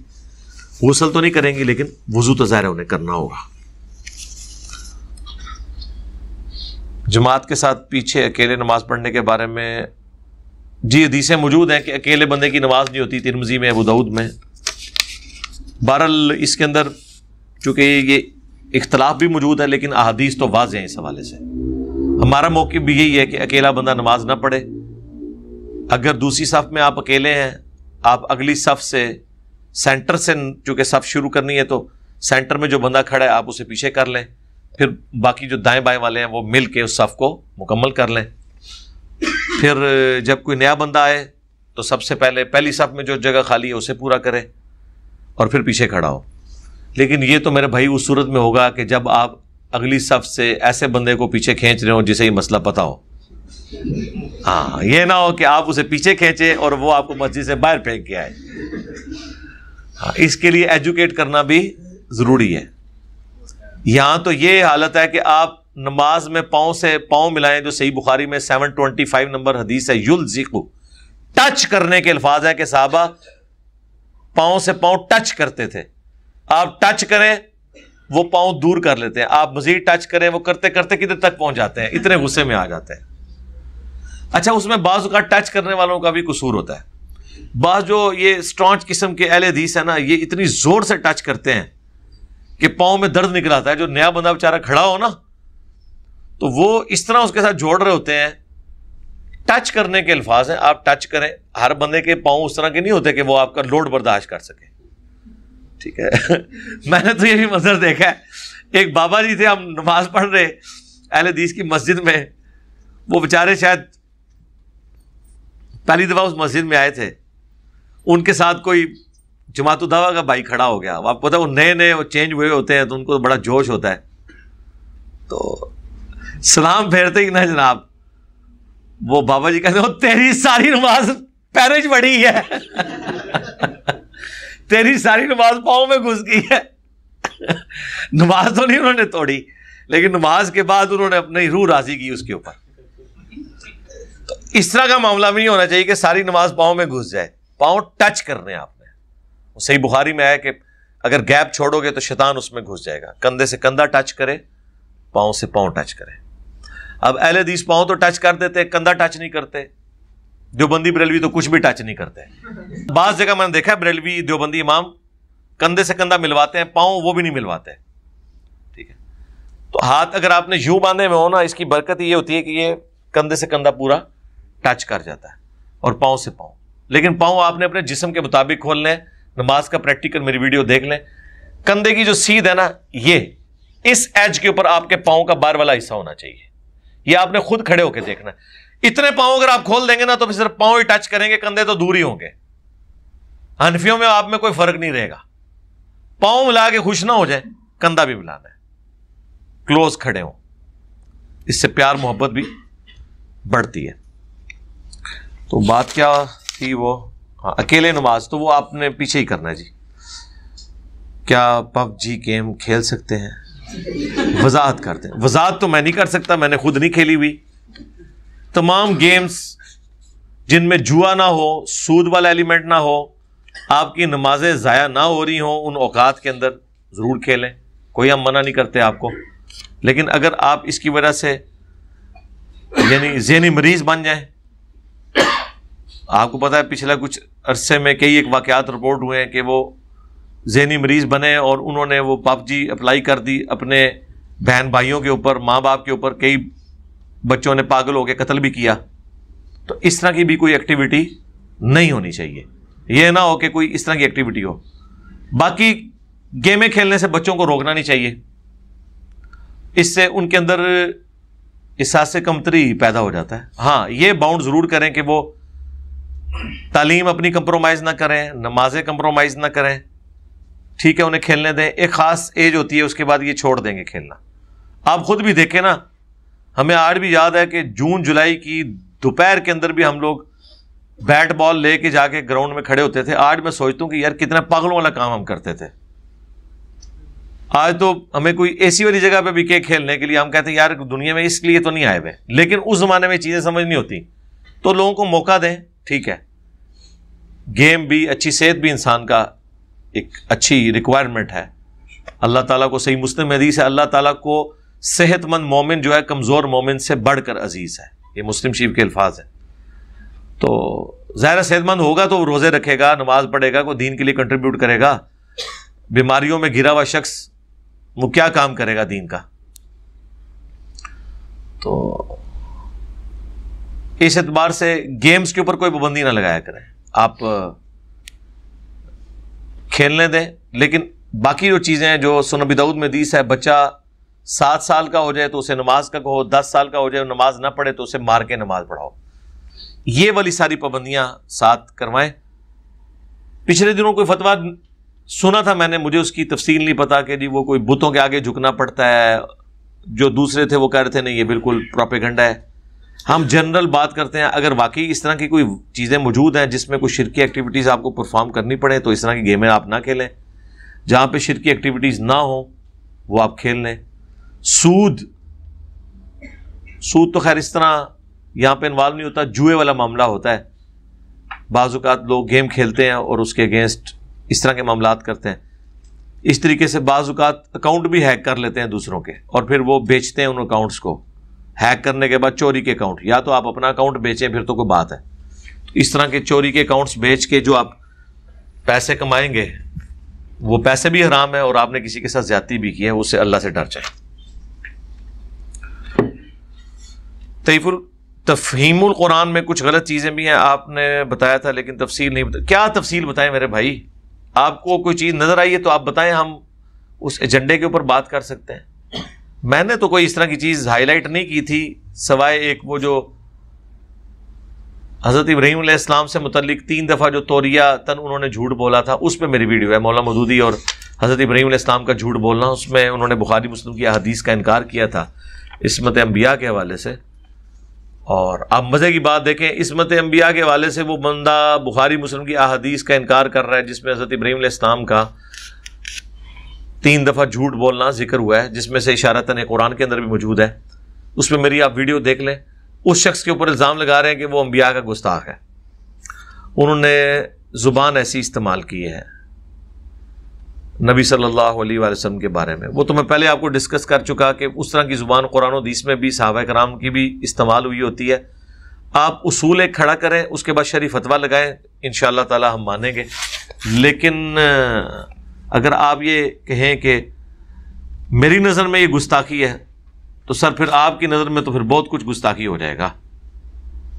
پھر ہم بھی آپ کو اگر باپا جانی گرین گھاس کے اوپر کھڑے ہونے کو اپنے حق میں گستاخی سمجھتے ہیں, اس باپا جانی کو یہ کبھی خیال نہیں آیا کہ غلاف کعبہ کالا ہے اور میں کالی جرابیں پہنتا ہوں, ہو سکتا ہے وہ کہیں جی میں کالی جرابیں نہیں پہنتا، تو سڑک تو کالی ہے جس پہ آپ سفر کرتے ہیں، یہ تو میں نے خود آپ کو پیدل سفر کرتے ہوئے بھی دیکھا ہے، جوتیوں سمیت آپ نے کالی سڑک کے اوپر سفر کیا ہے۔ اب تو خیر گاڑیوں سے اور جہازوں سے نیچے نہیں وہ اترتے، تو جہازوں کے ٹائر بھی کالے، رن وے بھی کالا، سڑک بھی کالی، آپ کی جو مہنگی مہنگی گاڑیاں ان کے ٹائر بھی کالے، وہاں آپ کو نہیں یاد آتا کہ غلاف کعبہ بھی کالا ہے؟ ٹھیک ہے، اس طرح کی چیزوں میں آپ لوگوں کو امتحانوں میں ڈالے ہوئے ہیں۔ عشق کے معیار آپ خود قائم کرتے ہیں، اور جب آپ سے کاؤنٹر کوشچن کیا جاتا ہے تو پھر آپ جو ہے نا وہ گالی گلوچ کے اوپر اتر آتے ہیں۔ آپ ان چیزوں پہ قائم رہے نا جو آپ باتیں کرتے ہیں، ٹھیک ہے؟ آپ نے کہا نا کہ ہم غوث پاک کے کتے ہیں، کیوں؟ کہتے ہیں دیکھیں جی وہ ہمارے پیر ہیں، اس لیے ہم اپنے آپ کو ان کا کتا کہتے ہیں۔ تو ہم کہتے ہیں پھر غوث پاک بھی تو کسی کے مرید ہوں گے نا۔ ہاں، اور انہوں نے بھی اپنے آپ کو کسی کا کتا شریف، سگ شریف لکھا ہوگا، وہ کس کتاب شریف میں انہوں نے لکھا ہے؟ نہیں، انہوں نے تو نہیں لکھا۔ اچھا، اگر انہوں نے نہیں لکھا تو پھر یہ دو ہی اس کے رزلٹ نکلتے ہیں کہ یہ ہے ہی فراڈ آپ کا کہنا، یا پھر آپ کو عشق کے وہ معیار قائم کرنا آئے جو عبد القادر جیلانی کو بھی نہیں آئے، آپ ان سے بھی آگے نکل گئے عشق رسول کے اندر۔ پچھلے دنوں میں نے اس کے اوپر کافی تفصیلی گفتگو کی تھی، وہ ہمارے نور ہدایت چینل کے اوپر اپلوڈ ہوئی ہے میرے لائیو سیشن کے اندر۔ ہمارے یوسف بھائی نے بڑا پیارا کلپ اس کا بنایا، ان کے سارے کلپ ڈالے ہیں۔ انہوں نے جتنے جھوٹے دلائل دیے ہوئے تھے نا، جی کتا لائل ہوتا ہے تو اس لیے ہم ایگزیکٹ بات وہ نہیں کر رہے ہوتے ہیں، اس کی وہ ہم لائل ہونا لے رہے ہوتے ہیں۔ تو ہم نے بتایا بھی قرآن و سنت میں تو کتے علماء سو کی مثال دی گئی ہے، اس کی اس چیز کا ذکر موجود ہے، وہ آپ لیں نا۔ اور دوسرا وہ پھر شیر کی مثالیں دیتے تھے، وہ تو ہم نے مسئلہ ہی ختم کر دیا کہ اگر آپ کے بیٹے کو کہا جائے شیر کا پتر تو آپ کو کیا لگے گا؟ اچھا، اور اگر آپ کو کہا جائے تیرے بیٹے کو ادا پتر، ہاں، تو پھر کہتے ہیں نہیں ٹھیک ہے ٹھیک ہے، آپ نے، میں مدینے کے اس کا پتر ہوں۔ یعنی بھائی اگر کوئی دوست افطاری لے کر آئے تو ہمیں شک ہو کہ اس نے جو سامان لایا ہے وہ غلط کمائی سے، شک پہ نہ کرے میرے بھائی۔ نبی علیہ السلام نے کافروں کے تحفے بھی قبول کیے ہیں، مسلمانوں کے بارے میں حسن ظن رکھیں۔ آپ واپس کیا کریں گے؟ مصیبت کھڑی ہوگی، تحفے کے طور پر ہو سکتا ہے، ہاں روٹین بنانا غلط ہوگا۔ باقی پرہیزگاری تو یہی ہے، لیکن آپ پرہیزگاری اس طرح کی آپ نہ دکھائیں کہ آپ اونٹ تو نگل رہے ہوں اور مچھر چھان رہے ہوں، یہ بھی ہو رہا ہوتا ہے نا۔ امام مالک کہ موطا میں رفیدین کی حدیث سے آپ نے یہ کیسے اخذ کیا کہ وہ اسے صحیح سمجھتے تھے، حالانکہ اس طرح کی حدیث کو حناف بھی صحیح سمجھتے ہیں؟ ہم اس وجہ سے صحیح نہیں سمجھتے، ہم اس کی سند پہ بات کرتے ہیں۔ بالکل ہم آپ کے ساتھ ہیں، ہم امام بخاری امام مسلم کے کہنے پہ بھی ان کی حدیث کو صحیح نہیں سمجھتے، سند پہ بات کرتے ہیں۔ امام مالک نے وہ گولڈن چین کے ساتھ حدیث لی ہے رفع الیدین والی، اگر آپ سمجھتے ہیں وہ صحیح نہیں ہے تو آپ بتائیں اس میں کون سا راوی ہے جس کے اوپر کوئی تان ہوا ہے، پھر آپ بات کریں نا۔ تو اس کو صحیح سمجھتے ہیں، الحمدللہ۔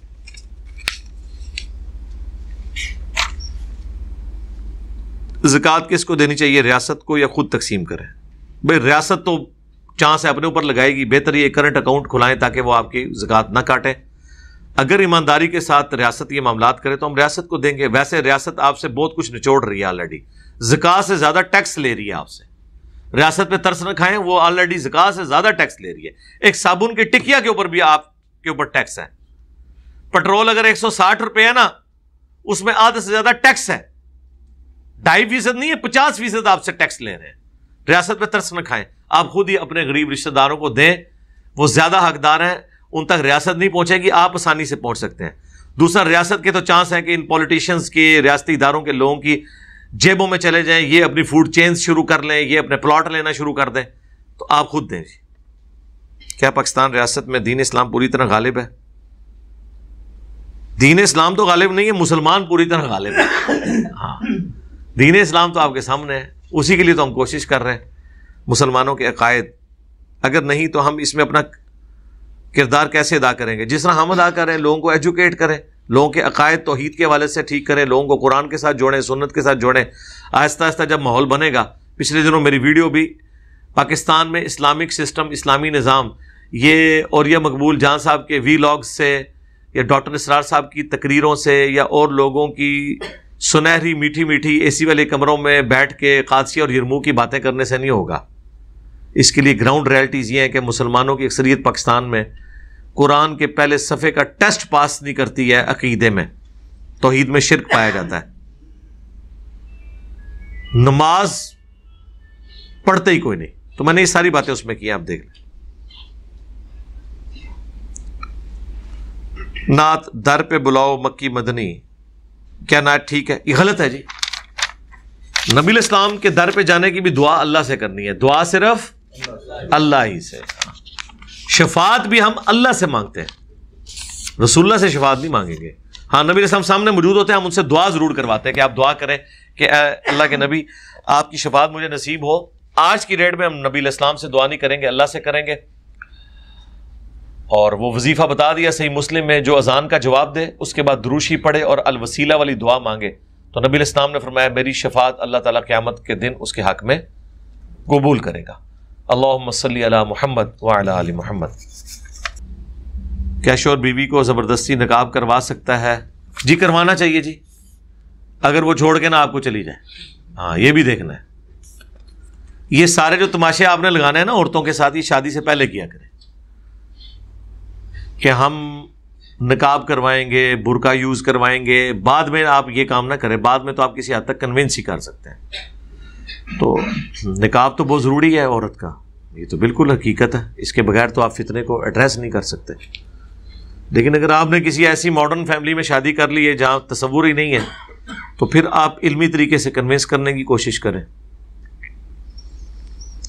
یہ نہ ہو کہ سارا اسلام آپ نے عورتوں کے اوپر لگایا ہوا ہو. ہاں جس طرح ہمارے یہاں ایک بٹ صاحب آتے ہیں، عثمان بھائی بتا رہے تھے، انہوں نے ایک دکان پہ انہیں دیکھا، وہ خود کلین شیو تھے، آخر داڑھی رکھ لی انہوں نے میرے زور لگانے پہ، چھوٹی چھوٹی کلین شیو، شارٹ پہنی ہوئی ہے، کالا چشمہ لگایا ہوا ہے.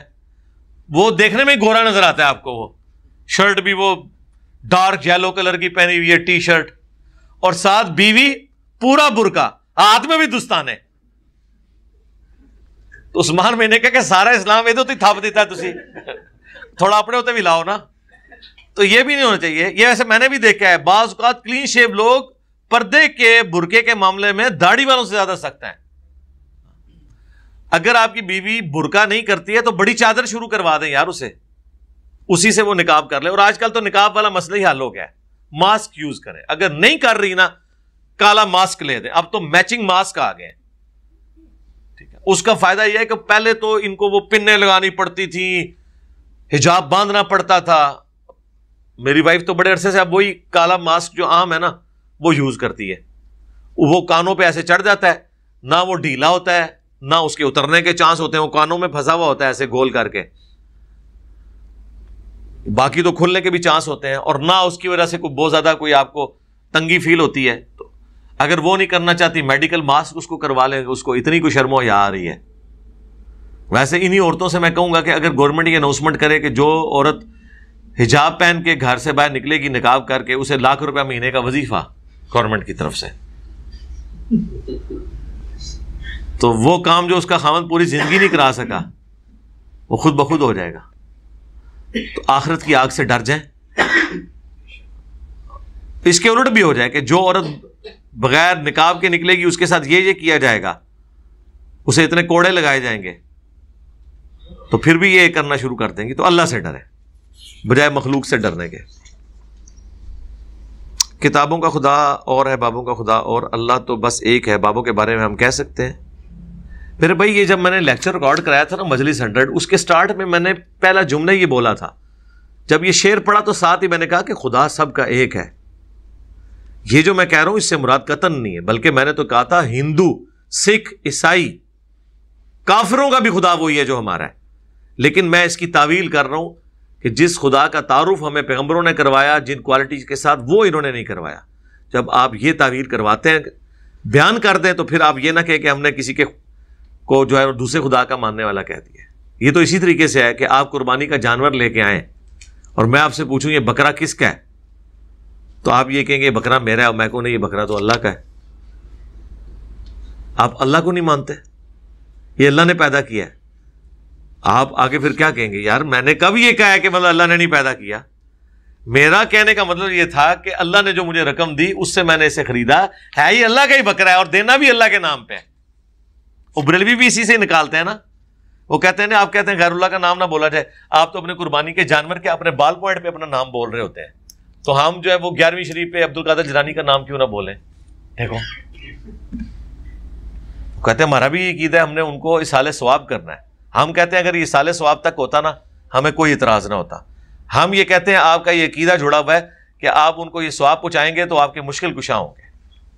میت کی طرف سے آپ کریں، آپ یہ کہیں کہ اے اللہ عبدالقادر جیلانی کو میرے اس نظر و نیاز کا فائدہ پہنچا، اس کے درجات بلند کر، ان کے گناہوں سے درگزر فرما، ہے نال ہی کرنے تو وہاں نکلے گا. کیوں گناہ نہیں ہوندے انہاں کو؟ پیغمبر سن. قرآن میں تو آیا کہ اہل ایمان دعا کرتے ہیں ربنا اغفر لنا ولاخواننا الذین سبقونا بالایمان. ہم تو صحابہ اور اہل بیت کے لیے بھی یہ دعائیں کرتے ہیں کہ اللہ ان کو بخش دے. تو خدا کے لیے یار مطلب آپ لوگوں نے کیا یہ چیز جو ہے وہ پھیلائی ہوئی ہے. تو وہ بات کیا ہو رہی تھی؟ تو بابوں کا خدا سے مراد یہ میں نے یعنی اس کی تعبیر بیان کی ہے. لوگ کہتے ہیں شعر کو چینج کر کے کہتے ہیں بابوں کا دین اور ہے اور کتابوں کا دین ہو. پھر وہ اگلا اعتراض کریں گے اچھا اسی اسلام نو نہیں مندے، تسی اسلام نو مندے ہو، ہمارا بھی تو دین وہی ہے. اس کا تو اعتراض ختم ہی نہیں ہونا. ٹھیک ہے نا؟ کوئی بھی آپ اس کی جگہ لفظ رکھ لیں گے، خدا سے بہتر لفظ نہیں تھا، کیونکہ دین بھی خدا کے تعارف کے لیے، دین کے تعارف کے لیے نہیں ہے. خلافت قریش میں رہے گی، لیکن حضرت عثمان تو بنو امیہ سے تھے. تو بنو امیہ بھی قریش کا ہی قبیلہ ہے نا میرے بھائی. نبی علیہ السلام نے یہ نہیں فرمایا کہ خلافت بنو ہاشم میں رہے گی، آپ نے فرمایا خلافت قریش میں رہے گی. آپ حضرت عثمان تک پہنچ گئے ہیں. آپ کے پہلے جو خلیفہ ہیں وہ بنو تیم سے ہیں، ایک بنو تمیم ہے، ایک بنو تیم ہے، اور دوسرے خلیفہ بنو عدی سے ہیں، تیسرے خلیفہ بنو امیہ سے ہیں، چوتھے بنو ہاشم سے ہیں. لیکن یہ سارے قریش کے قبیلے ہیں. پیچھے جا کے نبی علیہ السلام کے خاندان کے ساتھ یہ سارے ملتے ہیں. تو بخاری مسلم کے الفاظ ہیں خلافت قریش میں رہے گی. بنو عباس بھی قریشی ہیں. امام حنیفہ کے شاگردوں کے اختلاف پڑھنے کے لیے کون سی کتاب؟ اس سے ٹائم لانا تسی تو گل کرنے لی کرو. اے وہی ہے جی امام حنیفہ کب پیدا ہوئے؟ وہ آیا نا کلپ ویکھ لیا جرا میرا، تم دسنا میں کدو پیدا ہوئے. تو یہ بہرحال اس کے لیے آپ کتاب اگر آپ نے پڑھنی ہے نا تو موتا امام محمد جو امام محمد کی طرف منسوب کتاب ہے آپ وہ پڑھ لیں. سب سے بہتر ہے تحاوی شریف آپ پڑھ لیں، جسے شرح معانی الاثار امام تحاوی کی کتاب ہے.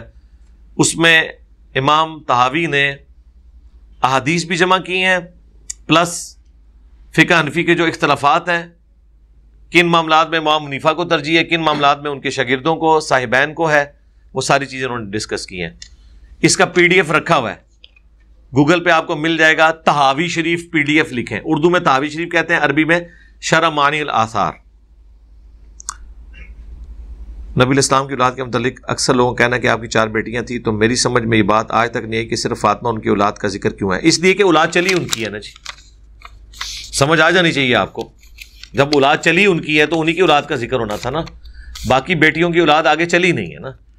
وہ تینوں بیٹیاں نبی علیہ السلام کی زندگی میں فوت ہو گئیں، اور ان کی جو اولادیں بھی ہیں ان کی آگے اولاد نہیں چلی. اور پھر خود نبی علیہ السلام نے ڈکلیئر فرما دیا تھا کہ میری اولاد فاطمہ سے چلنی ہے. ظاہر ہے کسی ایک کو ہی ملنا نا. آپ کو اس وقت نہیں حیرانگی ہوتی کہ حضرت یعقوب کے 12 بیٹے تھے، پیغمبر تو صرف حضرت یوسف بنے، باقی بھی تو بیٹے تھے، صحابی تھے، کافر تو نہیں تھے، مسلمان تھے. تو تاج تو ایک کے سر پہ ہی سجا نا.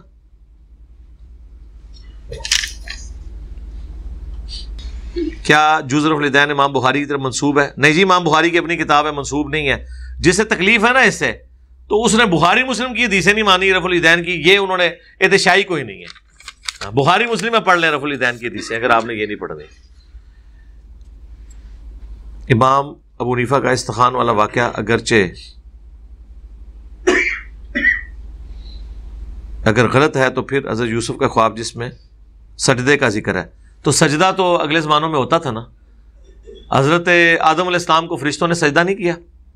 دیکھو کیسی مولوی نے پٹی پڑھائی ہے کہ ابھی حضرت یوسف نے خواب میں دیکھا کہ انہیں ستارے سجدہ کر رہے ہیں اور پھر بعد میں سجدہ کیا.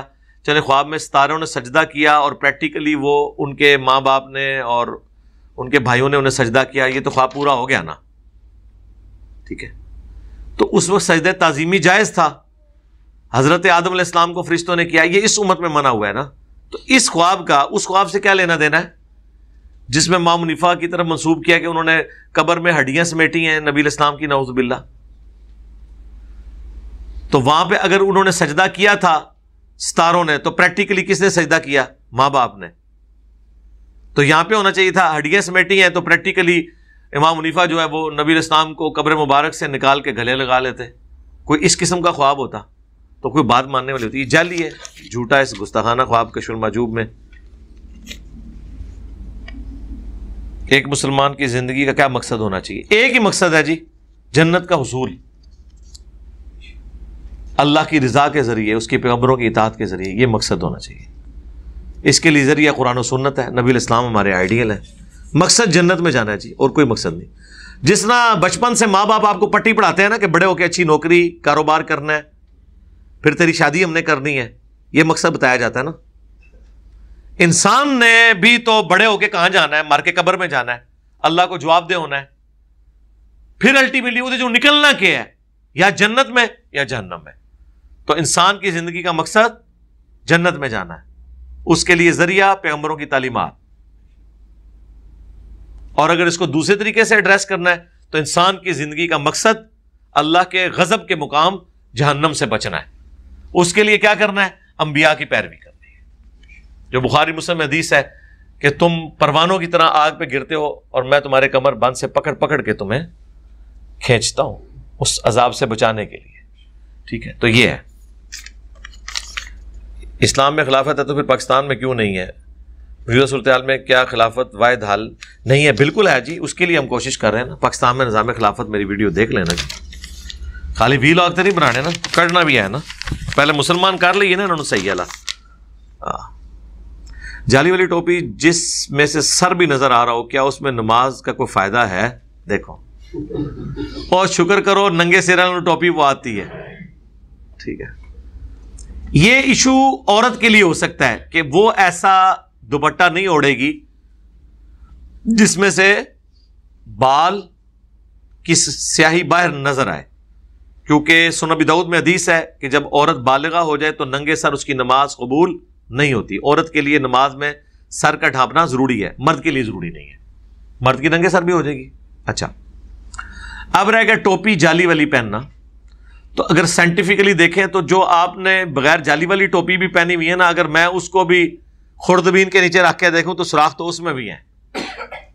آپ کو نظر نہیں آ رہے نا، باریک باریک تو ہے نا کہ نہیں ہے؟ جسم کے اندر سوراخ موجود ہے. آپ یہ دیکھیں کہ جعلی والی ٹوپی میں ڈومیننٹ چیز کیا ہے؟ جب کسی نے پہنی ہوئی ہوتی ہے تو اسے یہ کہا جاتا ہے کہ تو نے کوئی چیتھڑا پہنا ہوا ہے، یا ٹوپی کہا جاتا ہے. سوراخ چھوٹے ہوتے ہیں، کپڑا غالب ہوتا ہے. اس طرح کے سوراخ تو آپ کو کھدر کے اندر اور کاٹن کے اندر کپڑوں میں بھی نظر آئیں گے، نہیں ہے؟ بلکہ کئی تو کاٹن کے کپڑے ایسے ہیں اس میں جسم نظر آتا ہے. اگر وہ رنگدار نہ ہو تو آپ کا تو صدر کھلا ہوا ہوتا ہے، اس میں تو نماز بھی نہیں ہوتی. یہ جو بہت باریک کاٹن ہے نا، وائٹ کلر کی اگر کسی نے پہنی ہوئی ہو تو وہ تو سارا کچھ نظر آ رہا ہوتا ہے. تو اس لیے دیکھنا چاہیے باریک کاٹن آپ کلر والی پہنے جس میں جسم نظر نہ آئے. تو چونکہ مرد کی تو ننگے سر بھی ہو جاتی ہے، جعلی والی میں سے اگر اس میں سے کچھ نظر آ بھی رہا ہے تو کوئی فرق تو نہیں پڑتا. اور صرف جعلی کا تو ایشو نہیں ہے، آپ دوسری سخت والی ٹوپی بھی پہنے تو بال تو سائڈ سے اس میں بھی نظر آ رہے ہوتے ہیں.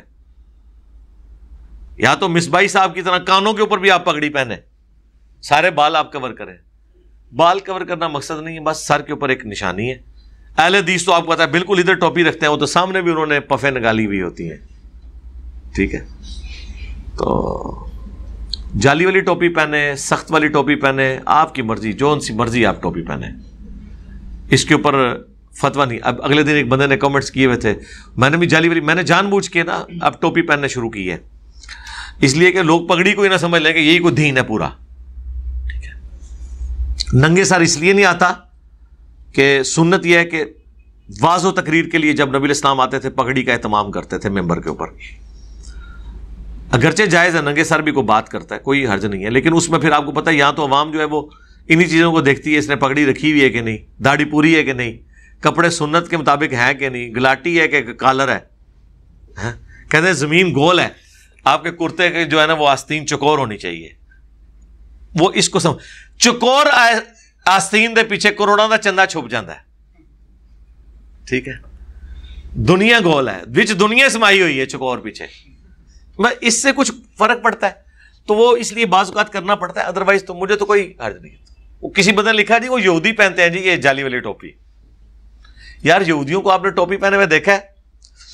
اتنی سی ٹوپی ہوتی ہے ان کی, سر ہے نا جتنا, سر کا زیادہ حصہ ننگا ہوتا ہے, تھوڑے حصے کے اوپر ٹوپی ہوتی ہے. اب مجھے بتائیں ڈاکٹر ذاکر نائک نے جو جالی والی ٹوپی پہنی ہوتی ہے, زیادہ حصے پہ ٹوپی آ رہی ہوتی ہے یا بال ہوتے ہیں ٹوپی؟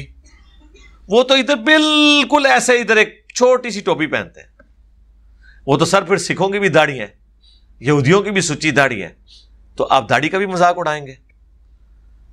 آپ زمزم میں نہاتے ہیں, ہندو گنگا میں نہاتے ہیں, آپ زمزم کا بھی مذاق اڑائیں گے. ہندو بتوں کو چومتے ہیں, آپ حجر اسود کو چومتے ہیں, آپ حجر اسود کا بھی مذاق اڑائیں گے. وہ بتوں کی طرف رخ کرتے ہیں, آپ خانہ کعبہ کی طرف رخ کرتے ہیں, آپ خانہ کعبہ کا بھی مذاق اڑائیں گے. اللہ سے ڈر جائیں, اس طرح کی ریزیمبلنس بنا کے لوگوں پہ فتوے نہ لگایا کریں, اللہ سے ڈر جائیں. میں بھی آپ کا شاگرد ہوں, آپ کے شاگرد آپ جیسا امامہ باندھنے لگ پڑے ہیں, میرے خیال میں آپ انہیں منع کیوں منع کرو جی, میرے جیسا کہاں سے باندھ رہے ہیں؟ کیا مفتی طارق مسعود صاحب کٹ والا امامہ نہیں باندھتے؟ کیا دیوبندی عالم نہیں باندھتے اس طرح؟ الیاس قادری صاحب کے لاکھوں لوگ کٹ والا امامہ نہیں باندھتے؟ تو آپ اس پہ ہمیں کیوں سنگل آؤٹ کر رہے ہیں؟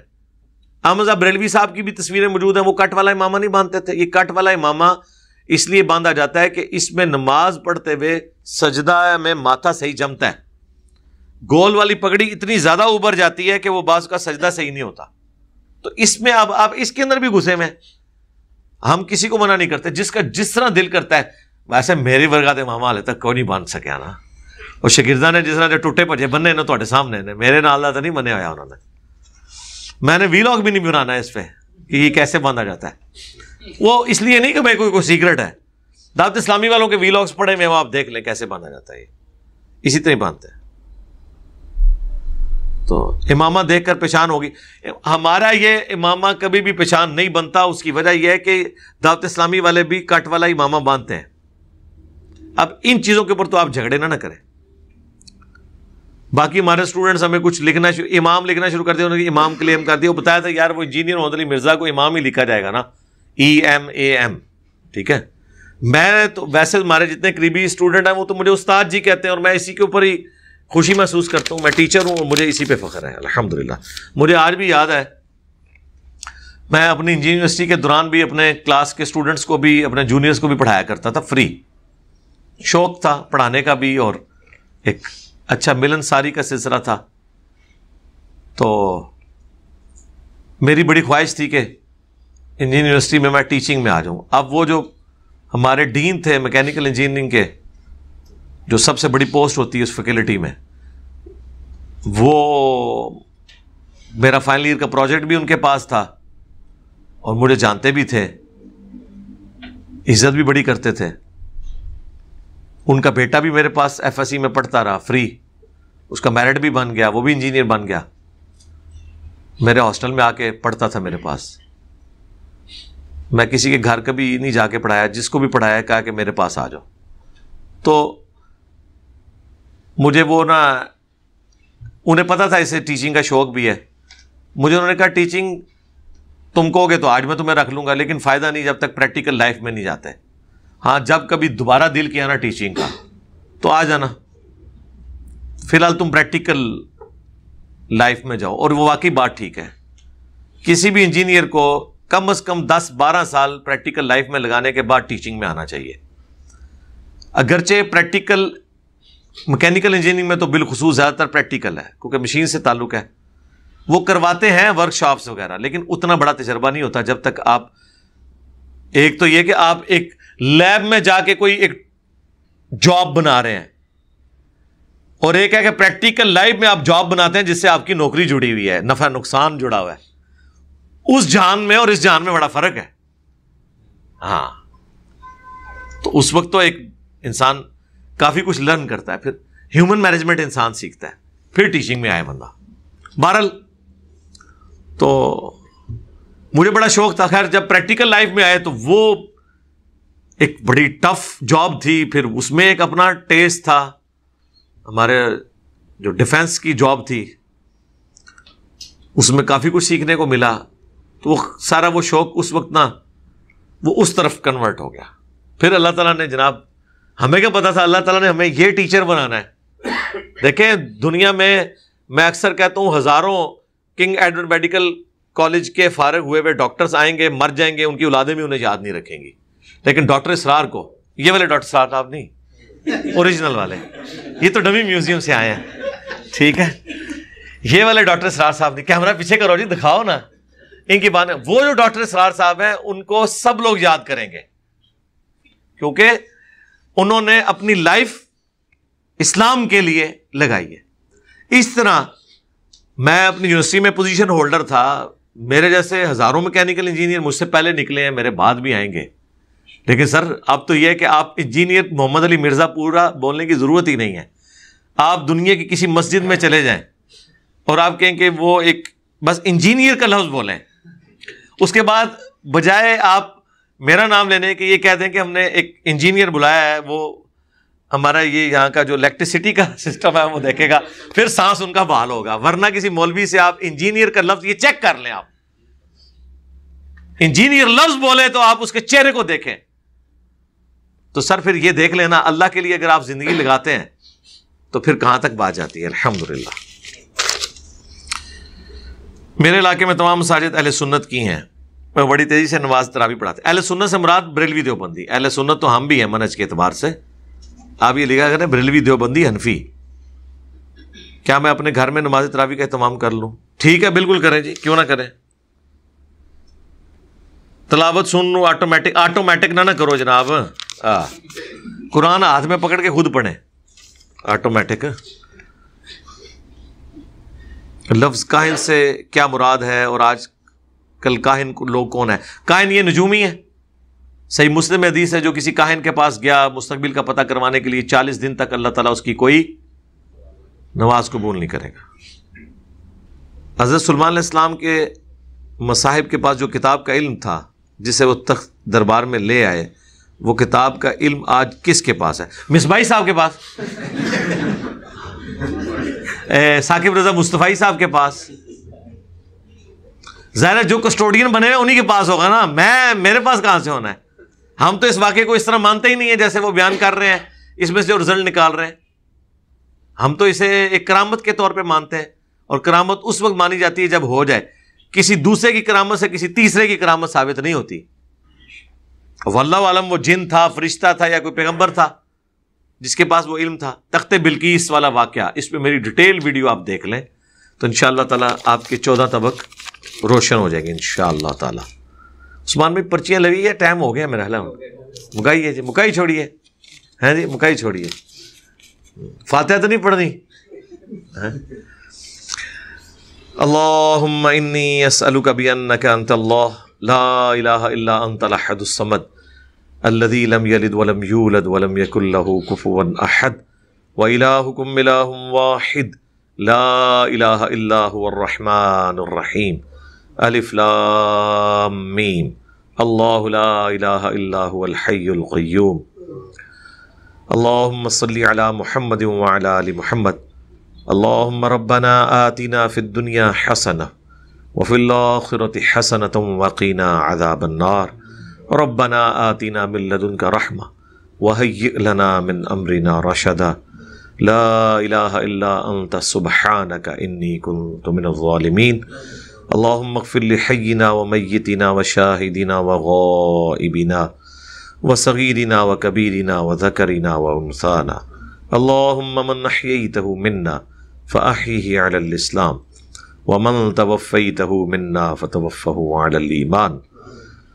اے اللہ جن جن بھلائیوں کا سوال تیرے محبوب صلی اللہ علیہ وآلہ وسلم نے تجھ سے کیا، ہمارے حق میں، ہمارے ماں باپ کے حق میں، ہمارے بیوی بچوں کے حق میں، پوری امت کے حق میں قبول و منظور فرما، اور جن جن چیزوں کے شر سے تیرے محبوب علیہ السلام نے تیری پناہ طلب کی، تمام کو ان چیزوں کے شر سے اپنی پناہ عطا فرما۔ حاضرین کے دلوں میں جو جو نیک اور جائز دعائیں ہیں اے اللہ قبول منظور فرما، پوری دنیا کے مسلمانوں کے دلوں میں جو جو نیک اور جائز دعائیں ہیں اے اللہ قبول منظور فرما۔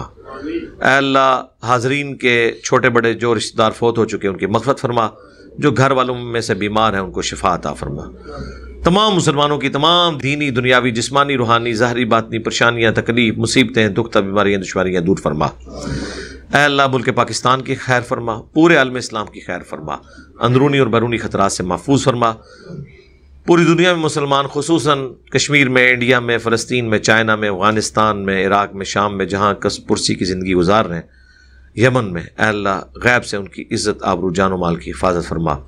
وصلی اللہ علی النبی الکریم وعلی آلہ واصحابہ اجمعین الی یوم الدین۔